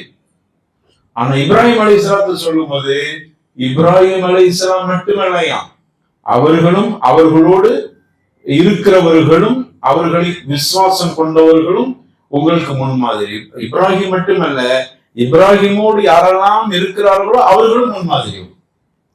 காரணம், இப்ராஹிம் அலைஹிஸ்ஸலாம் தன்னை மாதிரியே தன்னுடைய சகாக்களையும் தயார் செய்தார். இறங்க ஒரு சரியான தாய்க்கு அழகு. தன்னுடைய மாணவர்களையும் தன்னை போன்றே தயார் செய்ய வேண்டும் என்கிற பாடம். இப்படி ஏராளமான பாடம் அவர்களுடைய அகலாக்குகள்ல நிறைய இருக்கிறது. அவங்களுடைய அகலாக்கு எப்படி? அகலாக்கு அவங்க உண்மை பேசக்கூடியது, பொறுமை, கரம் அவங்கள்ட்ட இருக்கு. கரம் என்று சொன்னால் விருந்தாளிகளை எண்ணியப்படுது, இக்ரம் பண்றது. விருந்தாளிகள் அவங்க இடத்துக்கு விருந்தாளி வந்த உடனே போய் நம்ம நல்ல கொளுத்த சமி, நல்ல கொளுத்த காளை கன்று எடுத்து அறுத்து அவங்களுக்கு உடனே உணவு தயாரிச்சாங்க. அவங்க யாரு? எங்கிருந்து வந்தாங்க? ஒருத்தர் வந்திருக்கிறார், அவருக்கு உணவு சாப்பிடுற நேரத்துல வந்திருக்கிறார், அவருக்கு உணவை கொடுக்கிறார். இந்த இக்ராம் அவர்கள்ட்ட இருந்து படிக்க வேண்டிய பாடம். இப்படி நிறைய தவக்குல படிக்கணும், தவாது, அவங்க பணிவு அவங்கள்ட்ட இருந்து நம்ம படிக்கணும். தன்னுடைய தந்தை சிலை வணக்கம் செய்துட்டு இருந்த தந்தை பிடிக்காத ஒரு பெரிய காரியத்தை செய்கிறார். அந்த தந்தைகிட்ட யாபத்தி எனது அருமை தந்தையே தந்தையே சொல்றாரு, உன்னை அடிச்சு கல்லறிந்து கொள்ளுவேன், என் கண்ணுக்கு தெரியாத தூரத்துக்கு ஓடி போயிரு அப்படின்னு சொல்லும் போது கூட, அருமை தந்தையே உங்களுக்காக வேண்டிய அல்லாஹ் கிட்ட பிரார்த்தனை செய்வேன். எவ்வளவு பணிவு! அப்ப இதெல்லாம் அவர்கள்ட்ட இருந்து நம்ம படிக்க வேண்டிய பாடங்களாக இருக்கிறது. அல்லாஹ் ரப்பல் ஆலமீன் செய்தனா இப்ராஹிம் அலைஹிஸ்ஸலாத்து வஸ்ஸலாம் எப்படியான தியாகங்களை செய்து காமித்தார்களோ அவர்களை நினைவு கூறக்கூடிய ஒரு மாதத்துல நம்ம நெருங்கிட்டு இருக்கிறோம். எனவே அவைகளை பாடமாக எடுத்துக்கொள்வோம். வெறுமன வரலாற்றை படிக்கக்கூடியவர்களாக மட்டும் இல்லாமல் வரலாற்றை படைக்கக்கூடியவர்களாக நம்ம ஆக்கி கொண்டால் மட்டுமே வெற்றி இருக்கிறது. செய்தனா இப்ராஹிம் அலைஹிஸ்ஸலாத்து வஸ்ஸலாம் அவர்கள் புரிந்த சாதனைகளில் சிலதை நாம் ஒரு சாதனையாக புரிந்தாலே மறுமையில ஆசிரத்தில வெற்றி பெற முடியும். எனவே அல்லாஹ் ரப்பல் ஆலமீன் ஏற்றுக்கொள்வானாக. ربنا آتنا في الدنيا حسنة وفي الآخرة حسنة وقنا عذاب النار. ربنا ظلمنا أنفسنا وإن لم تغفر لنا وترحمنا لنكونن من الخاسرين. وصلى الله على محمد وعلى آله وصحبه أجمعين والحمد لله رب العالمين. سبحانه